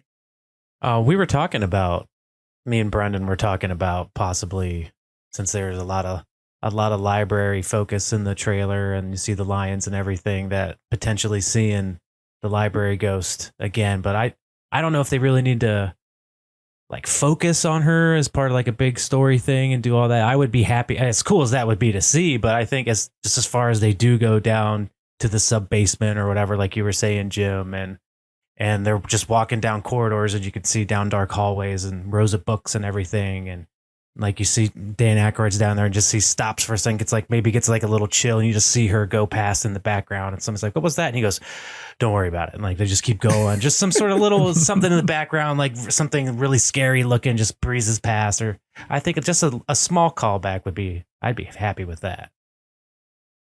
Yeah, I think a small callback could work. I'll admit that I would like to see one that just ties into the story a little bit better, because I am a fan of when narratives kind of create glue back to old stories that you can get. You don't have to have them, but they pay off for long-term fans. And my analogy for this is often like Star Trek. Like if you look at how Star Trek has done this, it has sort of built like the Next Generation episodes exist and the DS9 episodes exist, but something will happen in them that will reference back to an original series episode. And if you're a deep, like long-term fan, you can see the connection between these things in the story and it pays off for you. But if you're not, it doesn't matter. Like it's not something that is going to influence your understanding of the story, or if it doesn't pay off for you in that way where it's going to devalue the story itself. So I hope we get to see something a little more than just like, oh, it's in the background. Because I feel like what I want more from this movie, and like, feel free to disagree about this. Afterlife was my Easter egg movie. Afterlife was like told, but like before I watched it even, I was told like, there's going to be lots of Easter eggs. Be sure you look for the orange thing, right? Like it was like, go look for the stuff that we put in this movie. We put lots of Easter eggs in there for you. And so this time around, I'm like, I don't need Easter eggs so much as I want smart integrations of things into the plot that would be payoff for me as a deep level fan. But if they don't pay off for somebody else, they don't sully the story in any way. That makes sense. Like a slime blower. Yeah. But but that slime blower actually being like utilized in the movie as like an actual busting thing, as opposed to just like, oh, look, the slime blower's in the background of this video game basement. Isn't that cute? Right, like, because that's one of the things that we see all the time is like, even the Ghostbusters video game from 2009, go in the back of the firehouse and there's the 2 sign. It's back there. And you're like, great, there's an Easter egg there for me, right? But I kind of want something that integrates a little better, if that makes sense. So, Jason, do you have something you want to add to this? Well, sure, okay. I mean, I was a sick, twisted little child. Whenever I watched real Ghostbusters or, later Extreme Ghostbusters, one of my biggest pet peeves was when the big bust would happen and they would catch the ghost at the end, everything would return to normal. Yeah. Like Extreme Ghostbusters in particular, I remember the one ghost that like it removed people's eyes and then they busted the ghost and all the eyes flew back into the people's heads. And I was like, no, those people should be blind now. This is where we're at. Like don't fix this. This is the story and don't change it. So what I'm going to say probably is going to be maybe a little controversial. But I feel like when it comes to what I want to see in the new movie, and I think it's obvious for what they're doing when you look at the casting, you see all these new, like you see James Acaster wearing the jacket that has his name tag. Obviously, like he's got to be connected to this lab. You've got Kumail Nanjiani, who I don't know his role. We don't know his role. Right. How he's getting in the film. Like there's so many new Patton Oswalt, so many new talent that's coming in here. I feel like not only are they expanding the cast, but they're going to be replacing and they're building up fodder. Because if you're going to make a movie that feels this big, that feels this dangerous, the threat, not everybody is going to make it out alive. And you're going to need people from Frozen Empire to be in the next film, obviously. Right. And I'm not saying that, don't make it Friday the 13th. And I only want Phoebe to walk out alive. But I feel like if, and I'm not saying I want this, but if Peter Venkman passes in this, or, Winston Zeddemore, or, Ray Stantz, or one of the new characters like James doesn't make it through or what have you, it would not surprise me. And to be honest, I wouldn't, if it's connected to the plot, like obviously it's connected to the plot, but if it's done well, I would not mind if an original OG kicks it. Yeah. Because that will fuel the next film. Like I know I'm like, I want new people, I need to build the new audience, whatever. But that will be such an emotional heartstring. And I feel like if you were to do that to, let's say, like a Bill Murray, even if you have never watched the first Ghostbusters, even if this is your entry point, Bill Murray, and Bill Murray dying in a film, as Peter Venkman, or I'm not telling them to kill Bill Murray in a movie. But if they kill Peter Venkman, like that'll be big. That'll be huge. Yeah.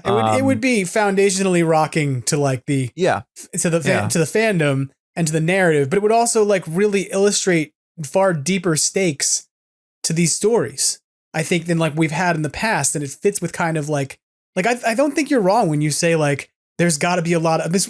I joked about it and I laughed about it at the beginning because it's like an awkward thing. I don't think you're wrong when you're like, there's got to be some dead people from this attack on the beach, right? It's like, I was suggesting even yesterday that like, there's got to be a lot of dead sea life.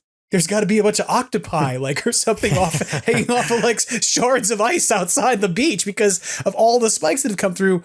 So I think, if we see a Ghostbuster who goes and passes away, I think it would fit. It would add some stakes to it. I don't want to be like, let's kill off all the Ghostbusters and that's it. This is how we get to the next phase. We just wipe them all out. But, it's kind of like a Tony Stark moment. I'd be worried that we might have a Last Jedi thing happen. Like you might divide the fan base. If an OG died maybe in the third film, would probably be a safer play. But like as the original GB fan base, you wait 40 years for him to finally have a bigger role in a movie, and the first thing you do is kill him. Just like Luke Skywalker. We finally get him after all this time. The first thing we're going to do is kill him. And then, like, the whole fan base just shut down. So I'd be very cautious about... What if your Luke Skywalker doesn't want to be there? Well, we all know Bill is being the standoff, but some of us would be more forgiving than others, I think. So I think some of us would, because we know, like, sort of that Bill has said for years that he would be happy with them killing him and making his character a ghost, right? So it's like some of us are like, well, we know he wants to have his character killed off at this point on screen. Which always sound horrible to me. Like, I don't want to see him as a ghost. That said, though, if they were to kill off Winston or Ray, I would be picketing because like you're not going to kill Winston, and like no, don't kill Dan. Don't.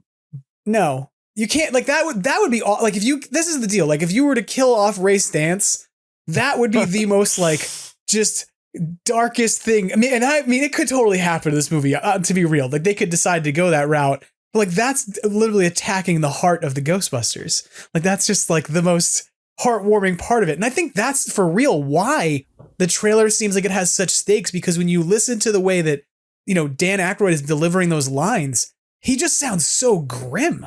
It's just, it's the death chill, right? He sounds like he's legitimately like, oh, this is the weirdest shit we've ever seen. And it's the worst thing possible. And it's not, being worried about 100-foot marshmallow man and that same level of kind of, fun to it. So that doesn't mean it's going to be a dark horror movie. I don't think it's going to be super, super dark, but, I think that there is going to be potential stakes of maybe somebody dies. We're going to get to a question quicker than I wanted to, but that's okay. Because I wanted to ask you, and we're kind of in this vein of talking about it. What do you think could happen in this movie? Like other than say a Ghostbuster getting killed based off the trailer you saw that could fundamentally change Ghostbusting as we know it. Like there's some hints there to me that like begin to tell us about a new narrative world. Kumail Nanjiani has said in the past that like Ghostbusters was going in a different direction and that he thought it was good. Ernie Hudson said it was going in a different direction and he wasn't sure if he was okay with it in a particular interview. But what was your takeaway? Do you get the sense that there are things there that are going to tell us about the new narrative world that we're going into, or narrative changes? I would think international, or at least, across the US, because like it's so weird to think that these paranormal happenings are isolated to just where proton packs are randomly, It doesn't really make a whole lot of sense. Like at one point, maybe you put some research in, maybe you are the problem. Maybe there's something attached to you that, that's causing this. But yeah, I would think there has to be something on a worldwide basis, them expanding the business, franchising, something along those lines. I think that'll come about. Especially if they've got like a whole test facility and like a lab and everything, like right, do that just for one New York facility. I mean, who knows? Maybe even in this film, they'll already have a couple areas and locations set up somewhere. That's true. Like we could find out that there's already one in San Francisco and that the Ghostbusters VR is canon. I'm just trying to make other things canon today for fun. Maybe in Australia. See, it's a podcast, so nobody can see that you just put on that Crocodile Dundee looking hat while you said that. That was his Halloween costume. That's great. But I agree with Jason, but I think, and judging from what we've seen in the trailer a little bit, I think it might be like moving on from the firehouse. It looks like it's going to be receiving a lot of damage. And with having already set up like this new experimental research lab and stuff, like we might be having different headquarters and expanding out. And so it might be a farewell to the firehouse in this one, I think, potentially. I agree with you. I actually have been saying for a while that I would be okay with them replacing Ecto-1. I think you've all heard me say this at different points. Yeah. And saying that like, hey, it's probably time to figure out how you not keep having a 59 millimeter. And instead they were like, nah, we're going to figure out how to fix the 59 millimeter and make it awesome and put a Corvette engine in it. And I was like, okay, I can't really dispute that. But instead of blowing up the Batmobile, right, or blowing up the Enterprise, we're going to blow up Starfleet headquarters. We're going to blow up the Batcave, right? And so that is kind of how it feels to me that, yeah, the firehouse looks like it's going to take a beating. There's going to be a threat that happens straight up in it. To be fair, its roof has been blown off by psychokinetic energy before, and somebody put it back together. So, and somehow that didn't ruin every floor between. I don't know how that works, by the way. I'm not really sure how it is that the containment unit blew up and that there was a giant burst of energy that went through the roof that we saw, but somehow all the floors were still there. I don't get it, but I don't question it.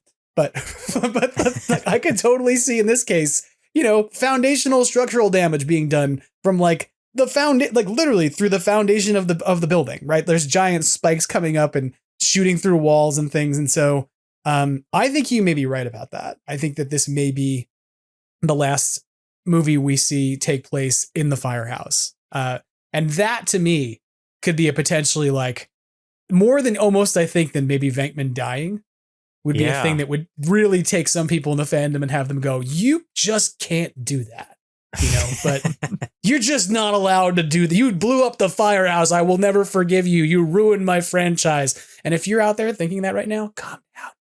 It's going to be okay. They can just rebuild the new firehouse somewhere else and it'll look exactly like it was. They did it to make this movie. But I don't know. What else? Anything else you think is going to change about Ghostbusting based off this trailer or about the movie that's about to come? New uniforms. Yeah, potentially. New jackets, apparently. Can we talk about new toys? Can we talk about jackets for a minute? Because I need to talk about this and get it off my chest. Yeah. Go for it. Okay. Jason, you covered the jackets on Ghostbusters News. They're more nicely. like I covered the jackets. Yes, nicely. I spun it in a nice way. Yes, you did. Are you suggesting I'm not going my to? phone kept me up till like 5 a.m. in the morning, and it just kept going off. Jackets. Have you seen the jacket? They're $1,500. Why am I expected to buy how can I pay $1,500 for a jacket? Don't buy the damn thing. I had very similar interactions with some folks who were like, how am I supposed to afford this for cosplay? And my reaction to that was, you're not supposed to. That's like, that's an insane, like, I'm just going to say this now. Okay. That flight suit or that jacket is designed because you are like going to go work at the South Pole as one of a dozen Antarctic researchers. Like that's what you wear that coat for.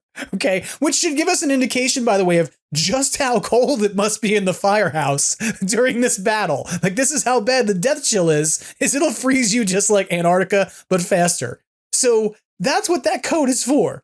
So if you were to wear that with a flight suit in the average world off at a convention, that is basically be a bit sweaty. That's a recipe for heat stroke. Like that is what that is essentially. So anybody who's out there going, I gotta go get the authentic $1,500 coat. Let me just be like officially on the record and saying, no, you don't. And you shouldn't. It's a bad idea.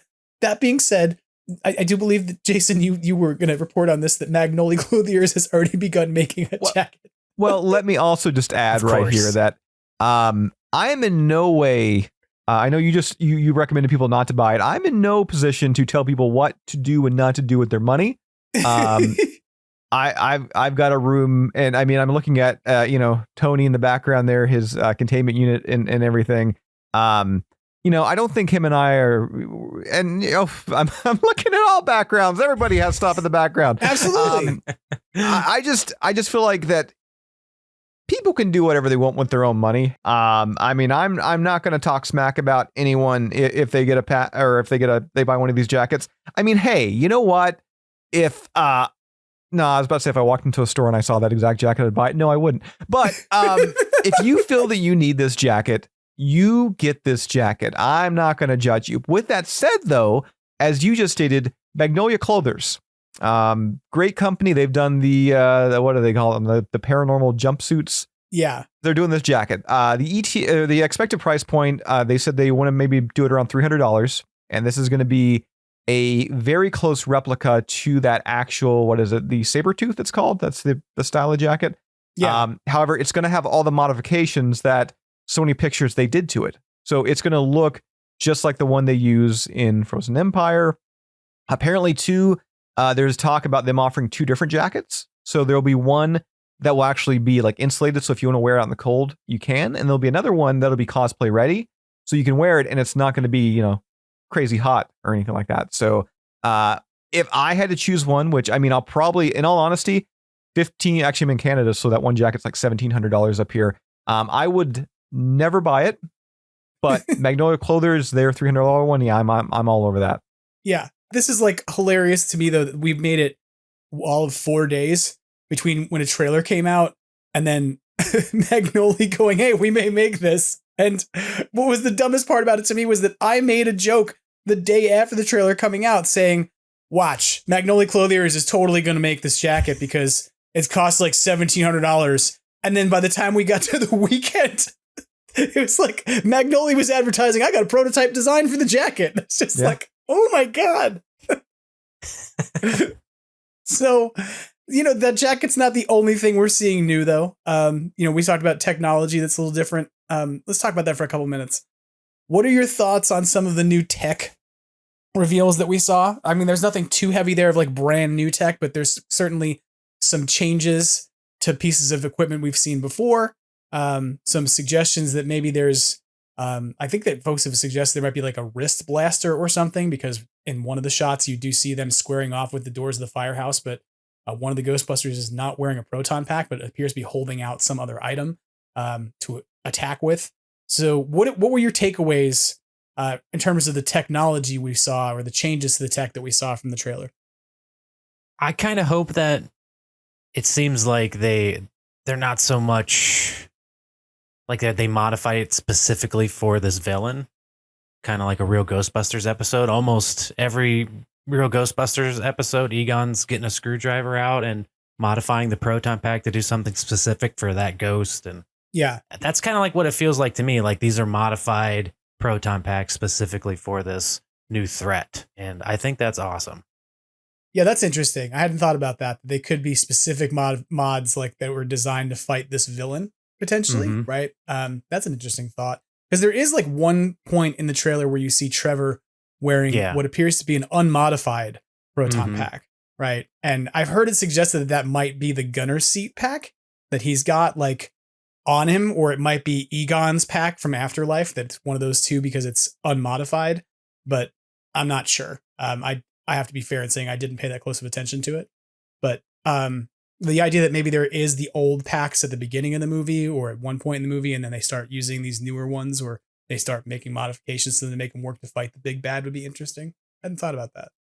Now, I'm actually a little curious when it comes to these modifications. Like Winston, I mean, in Afterlife, we're told he's millionaire, coined a fortune. They've got this facility now, apparently, that they're designing all this equipment in. I'm kind of curious as to the reason that everything still looks very mad science-y, if to kind of use that, because I don't know if you're going to refine something, change something, what have you there. Like, I find it weird that there's so many like exposed wires that are hanging out of the pack still. Right. I feel like it's almost time that you're gonna refine a little bit. If you are going to change it, like the changes that they have made, there are some there that make sense. Like the iron arm that's like twisted now, it's kind of like turned around. Now having a pack, if you have a replica or what have you, that you have that, obviously it's not going to catch on things. So that's awesome. You've also got now the bumper, which has a third section hanging down, right? Which I don't know the reason, the motivation, why. I don't know. In every movie, while they have packs on and their equipment on, they do get blasted backwards and onto their asses. So it seems like they might have, that's on there for like extra brace, because they're including Afterlife, they're always blown backwards and smashing down on the pack. So it feels like makes sense. I was thinking the same thing. If you look at the way that new yellow bumper is designed, it essentially wraps under the bottom of the pack, right? So it's kind of like would protect the bottom of the cyclotron from a drop or a slam. I'll say, I know that I think we've all seen this thing called a thong in different groups on, Facebook, that now it's the cyclo-thong. I'm just going to say this from my standpoint. You all don't have to agree if you don't want to take such a hard stance, but stop calling it a thong. It's very cringy. It's really weird to refer to parts of a proton pack as being women's underwear. It's just, to me, very strange. But I will say, if you have to refer to it as something, to me, it looks like Borat's mankini. And I really want a proton pack now that I just put Borat's mankini on. And when I turn the pack on, it doesn't go pew. It just goes, my wife. And that's like what it does. It just yells Borat things when you shoot it at people. So if anyone wants to build me a Borat pack, let me know. But yeah, I mean, leaving the thong thing aside, I think that the no. bumper, Let's not leave the thong thing. No. Let's continue with the thong thing. I want to get deep into it. Yeah. First of all, a thong it's not regulated just to women, Jim. A man can wear a thong. It doesn't matter. That's fair. As long as you're comfortable in one. I wear them. Yeah. My dad wears them. Exactly. They come in pairs. great. It's great. That's why you and your dad wear them together, because you go shopping for your thongs together. Is that? That's what we call flip-flops in Australia, thongs. I'll wear them, especially when I'm hot. Jason, go on. But the one thing I did want to add, I mean, on top of people calling it the cyclothong, there was quite a few people that legit took a real thong, yes, and then put it on their proton pack and decided to take a photo, and post it on social media. Now, I've got no problem if people are doing this, and I'm going to go back to what you said. Ladies wear thongs or what have you. There, right? Like, I'm going to go back to that notion. If these individuals are posting photos of their proton pack wearing a thong, I'm hoping that they're asking their significant other, male, female, whatever, beforehand, or even if it's, if it's them, great, you can do that. But if it's from their significant other, they should really be asking before posting their unmentionables online. I saw one with a stain, and I feel like we're not too far off that we're gonna hear of a divorce case happening, and that'll be that was the catalyst right there. You started posting photos of my thong online. I'm glad you said this, because I had the same reaction. I saw a couple that I was just like, look, I took my wife's underwear and put it on my proton pack. And I was like, did you just do that? Did you ask first, or did you just go grab somebody? Look, this is what my wife wears when she doesn't have clothes on. You're like, this is a very weird choice of how to go relate to your fellow fans over a proton pack. I mean, and over something you saw in a movie trailer. I saw one with a real frilly one on, and I clicked the guy's profile, and I was like, it showed who he was married to. I was like, I clicked it, and I was like, huh, all right, there you go.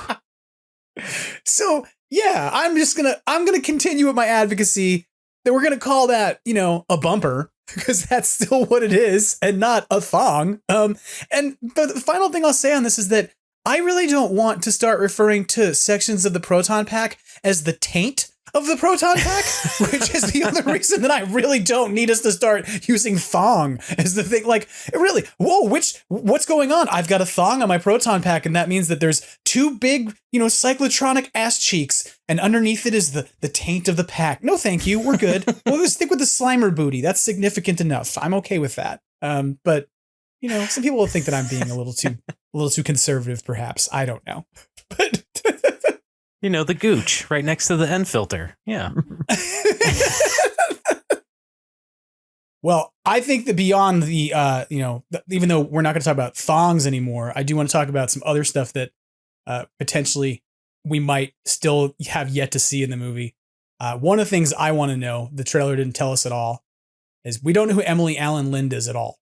We did not see that performer in the trailer, and so we know that she is a principal actor in the film who was kind of billed to us as being one of the stars in the movie, but we don't know what her character is, her role. She's not even depicted. So does that mean that potentially she is the voice of a big bad? Does it mean that she has a completely different role? I'm not really sure, but I'm intrigued to know, who does she play? Because we don't know who Patton is, but we get a sense that he teaches people about the history of Ghostbusters and wears a lanyard like he does in Agents of S.H.I.E.L.D. And we don't know who Kumail is, but we see him interacting with artifacts and, whatnot. So there's got to be some connection to the paranormal for them. But who is Emily Allen Lind? What's their role in this film is kind of yet to be seen. I think, Brendan, you were suggesting a little bit that you wanted to talk about the sort of how does this movie end? Will it end with a showdown in the firehouse, or is it happening somewhere else? Yeah, well, I think what's the actress's name again? Emily Allen Lind. Emily, I think she is the big bad. I was looking at pictures of her just normally, and she has a very chiseled cheek line. She's got a very Dana Barrett sort of vibes I get from her. I think she's definitely going to be the big bad. But I'm curious whether we think there's going to be a last stand at the firehouse, because that's the vibes I was getting from the trailer. We're all leading to the firehouse in the finale. So what's our thoughts on that? I think that you may be right about that. I think that I think a lot of this movie is going to take place in the firehouse. I'll be honest. I think that there's the potentiality that, you know, what we're seeing in the trailer is parts from the end of the movie and there'll be a lot more lead up to it. But looking at how the ice is moving through the city, like from what we've seen, that ice comes ashore and then it literally goes to the firehouse. It's like makes a pathway straight to the firehouse and sets up like almost a roadway to it with these V-shaped spikes coming out of the ground.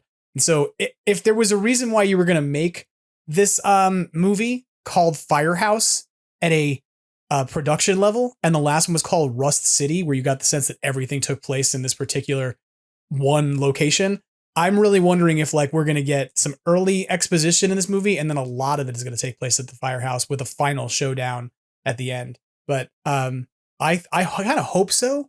I think it would be interesting to see a battle happen inside the firehouse and have those stakes of kind of, to put it in these terms, saving the Batcave, you know, from others, from the Joker or whatever. But clearly in this case, it's not the Joker. It's a big frozen thing with horns. But yeah, I don't know. I'm interested to see that if it happens. Well, I think Tony, you separate the teams. I think that's probably what's going to happen is you're going to have it where, I mean, there's so many different bodies to keep track of in this film. I think you have one team at the firehouse. You have the other team that's out and about when everything happens.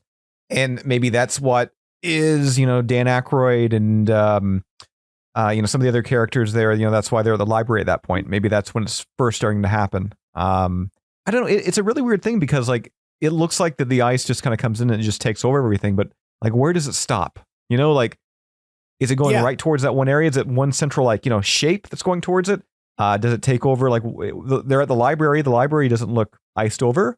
What part of the film is that? Like, there's so many questions. And clearly it seems like when they're at the library, they know this threat, you know, I would assume they're trying to find books there or something like that.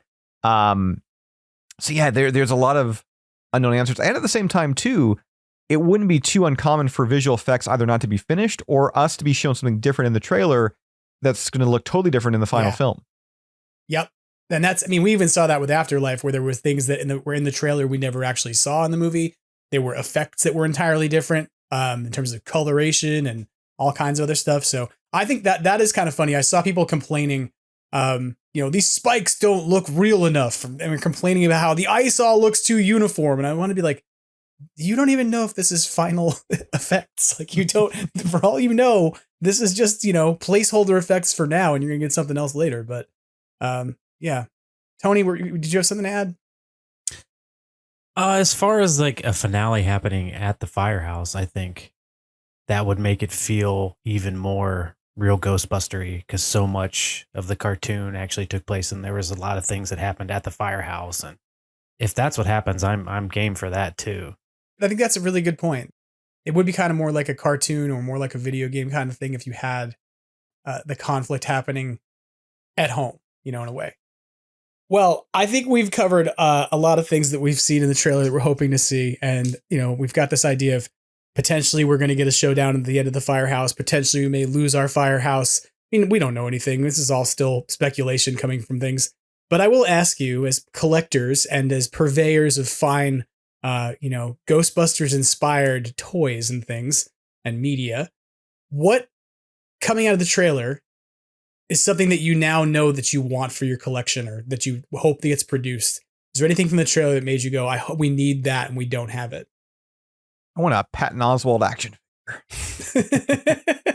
The one thing. No, I mean, let's be honest here. The Proton Pack has been changed so Hasbro can sell a Proton Pack. Like, that's, I think that's what we're going to be getting in the next year or two. Like, once this HasLab finishes, I wouldn't doubt if we're going to see another HasLab down the road, or something a little bit more mass retail. I don't know, but I figure Hasbro is going to do something with that. So yeah, definitely an updated, you know, mass-produced Proton Pack, I think is something we're going to get. And I know Hasbro, they teased it as part of the roundtable they did earlier this week, last week.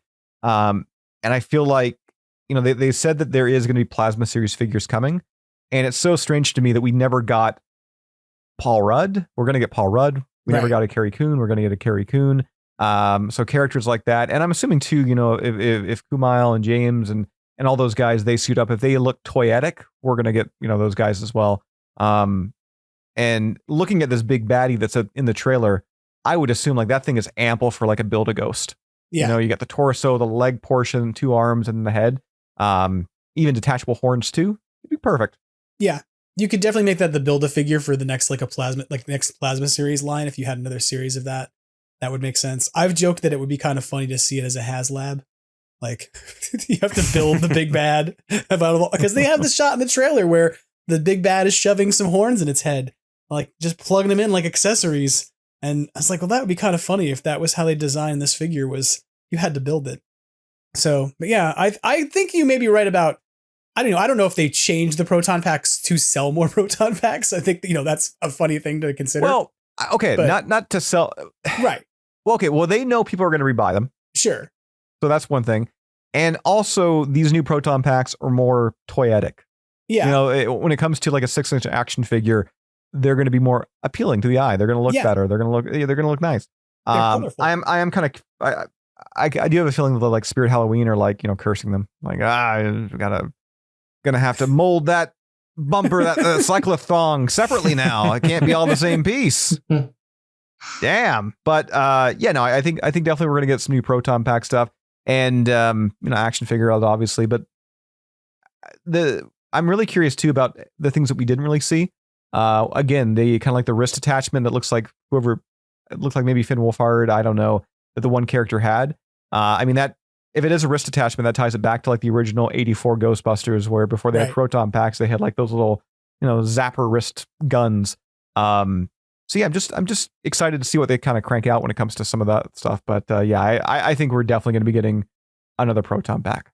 I think if we do get another proton pack, I think I will be interested to see is how many people buy it, because I think that I don't know that Hasbro can sell 21,000 proton packs again.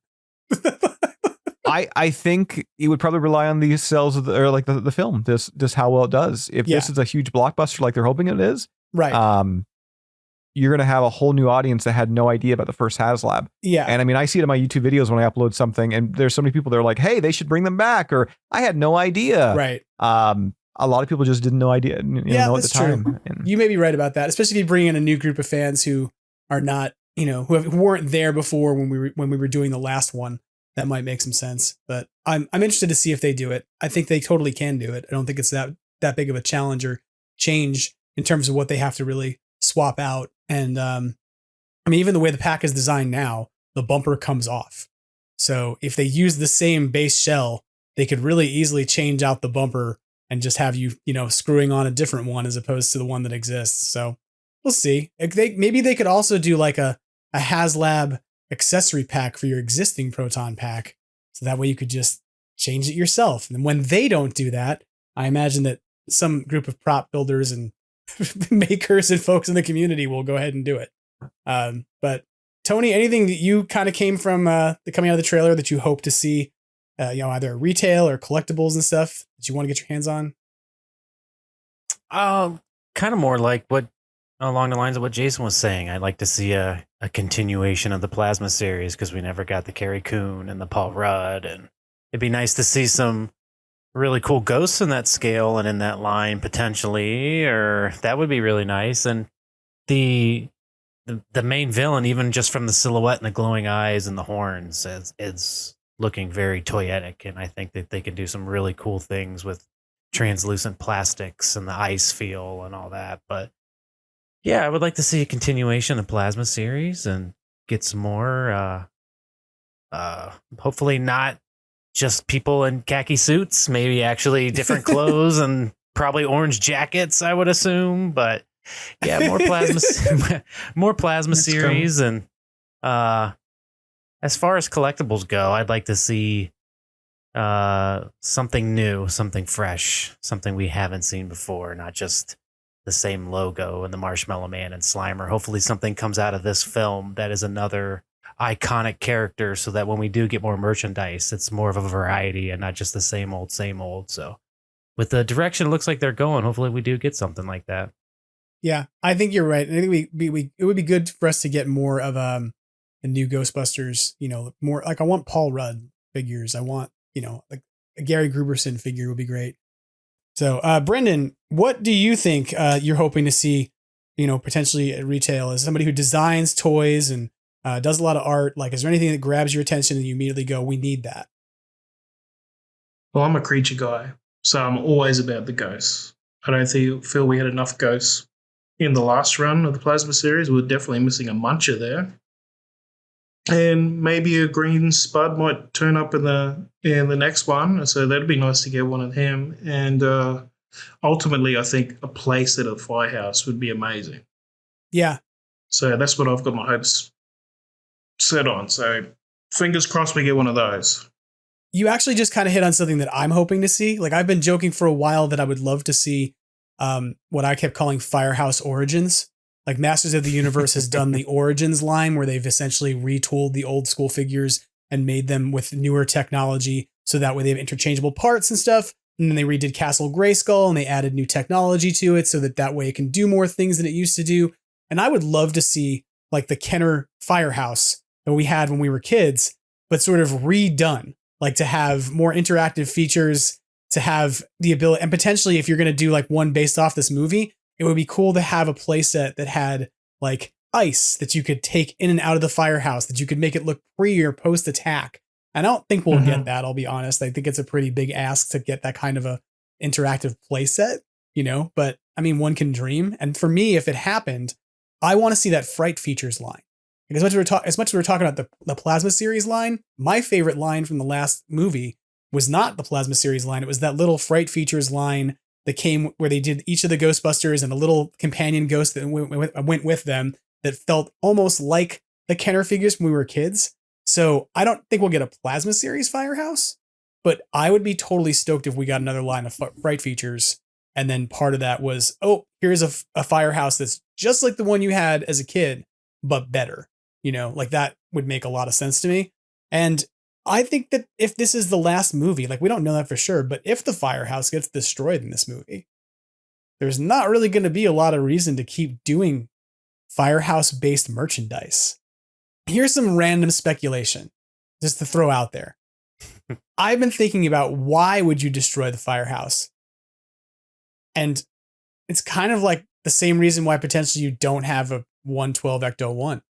You got to pay somebody to make stuff, right? Like there's got to be payments for that building every time it gets used in something, because that building is owned by the city of New York and its architectural design, its iconic representation. Somebody's got to have it sign off on that, on having it be there. Whereas if you get rid of the Firehouse, you kind of don't need to keep paying those kinds of royalties and things when you make a Ghostbusters headquarters playset. So I don't know if that has anything to do with the rationale for anything that will happen in the movie, but it's a thing I've considered. So I don't know. If we're going to destroy things, I'd like the new designs to at least be as good or better. There's nothing worse than getting a bad, poor design. Like I said, I'm big on the creature designs in movies. Like I love the Jurassic films and Predator and Gremlins and all that sort of stuff. But nothing annoys me more, like with the Jurassic movies in particular. None of those dinosaurs ever look the same. They keep changing them, and like they're getting worse and worse and worse. I don't like it when people like change things just for the sake of it. Like I hope if they are gonna like destroy the Ecto and move on and get something contemporary, I hope the design's good. So we'll see what happens. I hope that the R&D lab is located inside of a Waffle House. No, I don't really want that. I am sort of like wondering if the Firehouse does get destroyed in the next movie, like where do they go next? What is it that they end up working out of, as opposed to a building of convenience that they found 40 years ago because it was what was available and vacant and within their price range. Now that they have a far more extensive set of budget to work with, given that they've got all this influx of cash coming from Winston, etc., where do they go? Do they build their own facility? Do they move out of New York? What happens next? And we'll see. Maybe we'll be totally wrong about this and they won't destroy the Firehouse at all. And we'll just sound like we did a trailer review and speculated far too much about things that don't happen in the movie. Let's go back and revisit this in a year and see how we feel about it.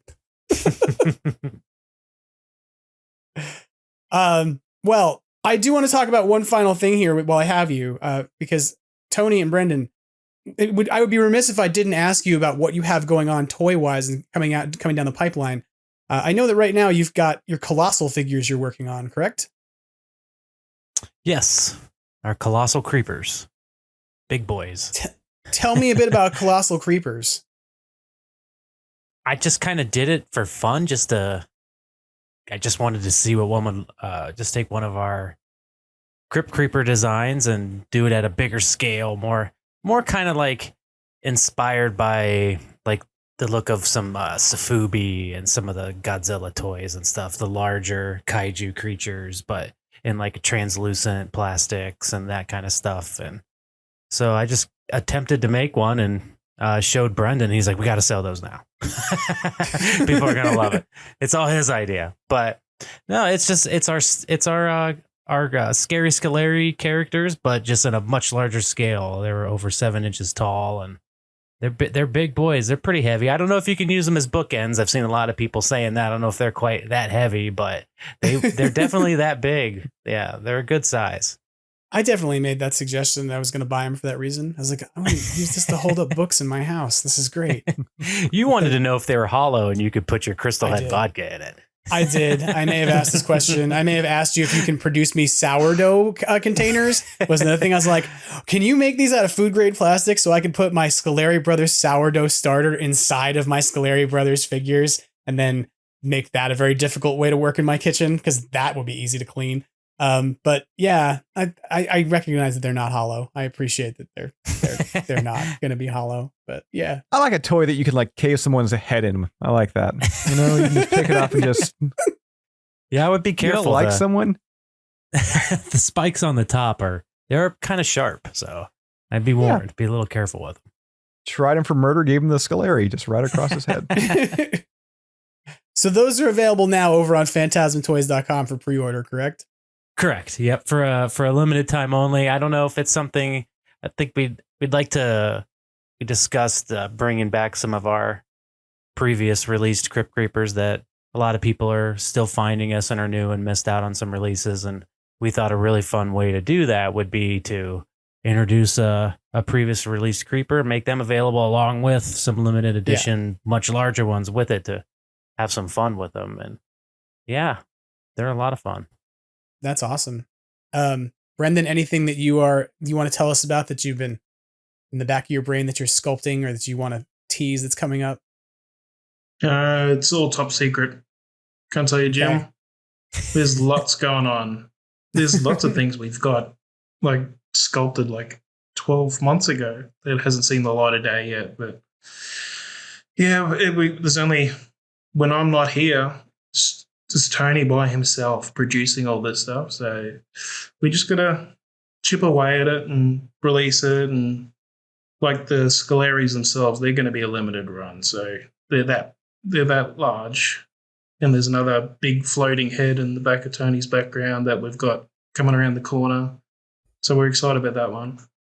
Yeah, that's your that is the Vigo head that you've, I think, didn't you show that off at New York Comic Con? That's not Vigo. No, that's not Vigo. That's the Carpathian. Oh, okay. Yeah, we had a couple made and we showed off at when we did Cincinnati and Cincinnati Comic Expo. Gotcha. Yeah, we're definitely that's right. Do that. I'm sorry. I said New York Comic Con. You went there as attendees rather than as vendors at New York, but you did go to Cincinnati as vendors. So my bad. Yeah, no, those are very cool. I'm always excited to see what you have coming down the pike, and I will say over and over again and to the moon that you guys make great, excellent stuff. I was very amused by the fact that I watched a live stream that Yes Have Some did with Jay from Geek Dad Life, and which Jay from Geek Dad Life began talking about what Hasbro makes, and then began talking about what other toy makers make.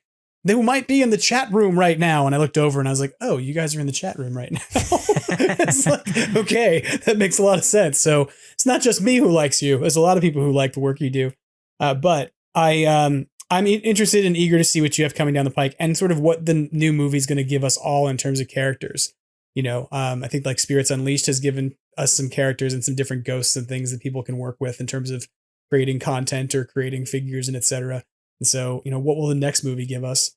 I've kind of suggested that I want to see because Bug-Eye Ghost was in the last movie. And when Halloween, we got a trailer we got the teaser for a teaser at Halloween that was like, hey, there's a trailer coming. That had howling wolves in the background and a full moon with bats. And so I kind of suggested that in the next movie, the Kenner Dracula and Wolfman are in the movie. Like that the Bug-Eye Ghost was the precedent for this. Clearly, if Bug-Eye Ghost was in the last movie, then given that little tease, I'm waiting for Wolfman to show up and Dracula. It's not going to happen, but yes, I want to see Fearsome Flush in live action, please. Yeah, that would be great. Make that canon. Come on. Yeah, we saw him in Look Who's Talking 2 already.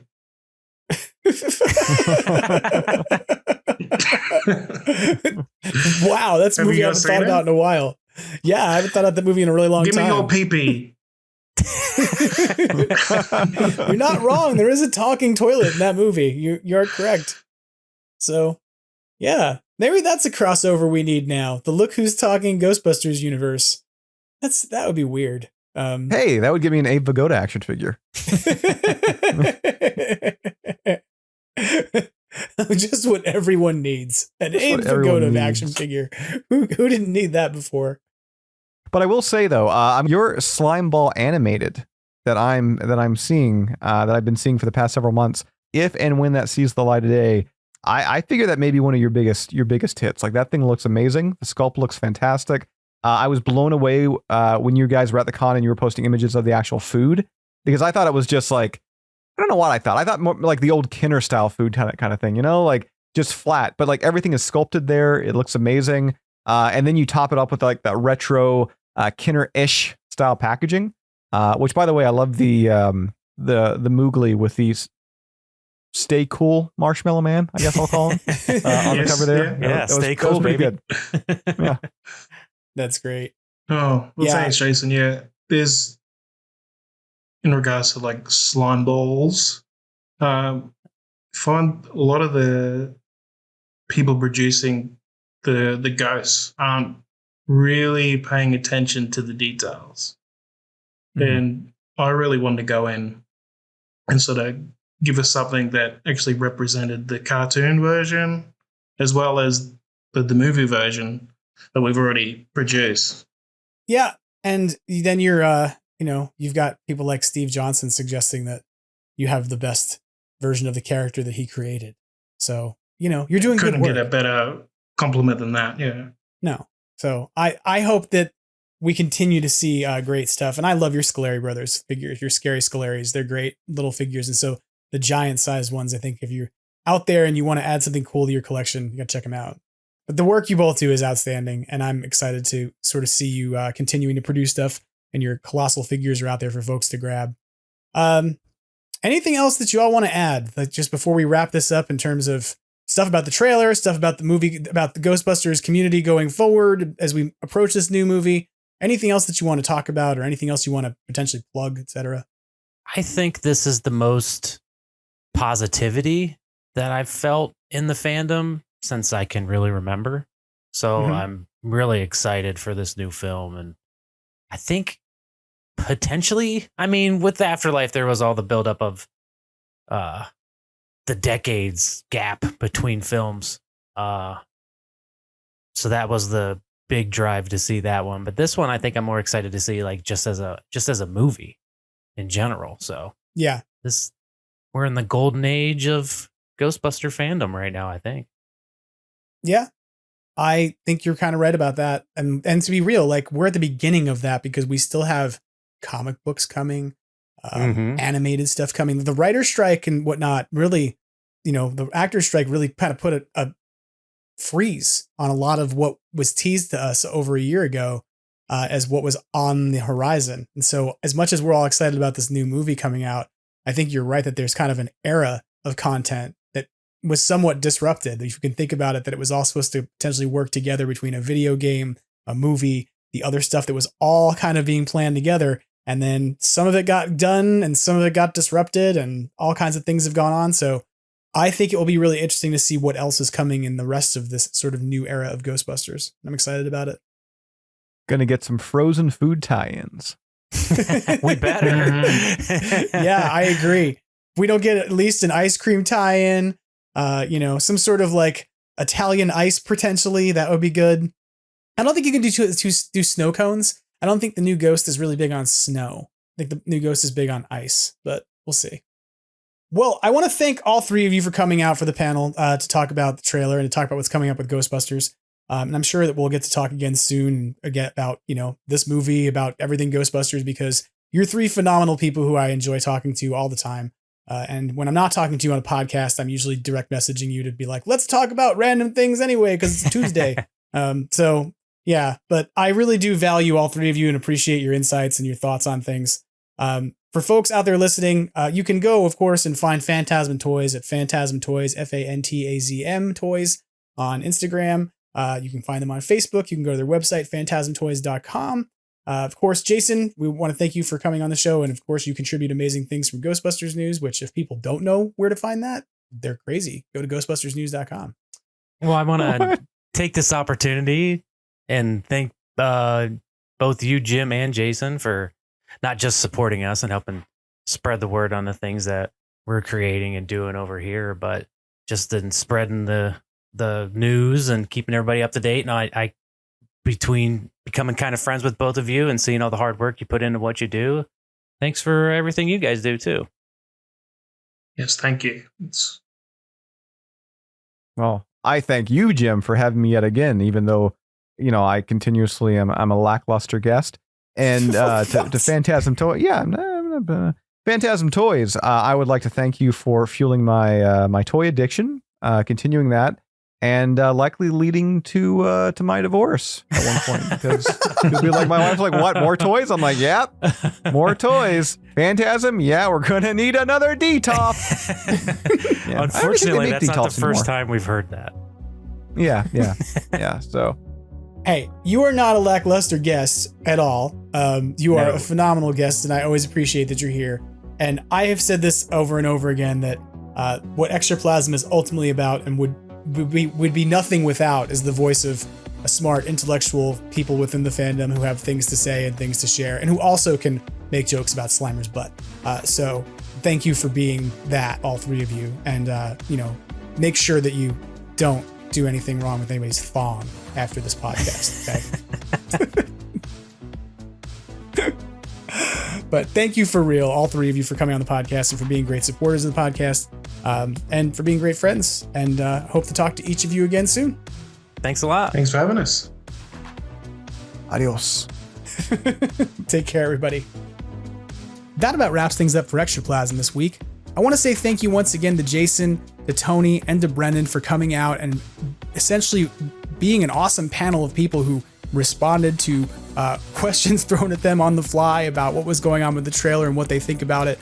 I always have fun talking to all three of them, but it was really kind of nice to hash out how we feel about the trailer and what we think it all means and how it's going to come together in this conversation. So I hope it was enjoyable for you too.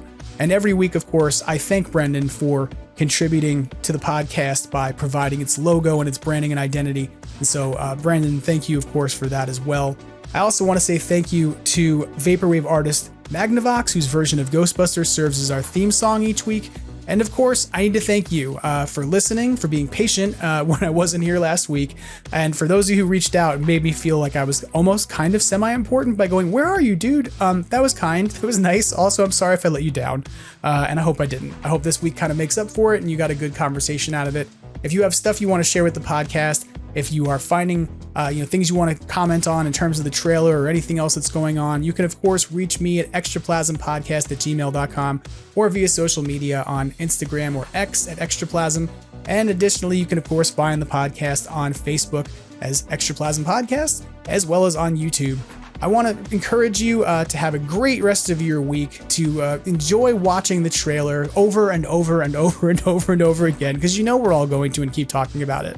And as you get more and more excited for the Ghostbusters movie ahead, don't forget to keep in mind what Ernie Hudson says every week. Try to have fun and always keep on busting. Take care.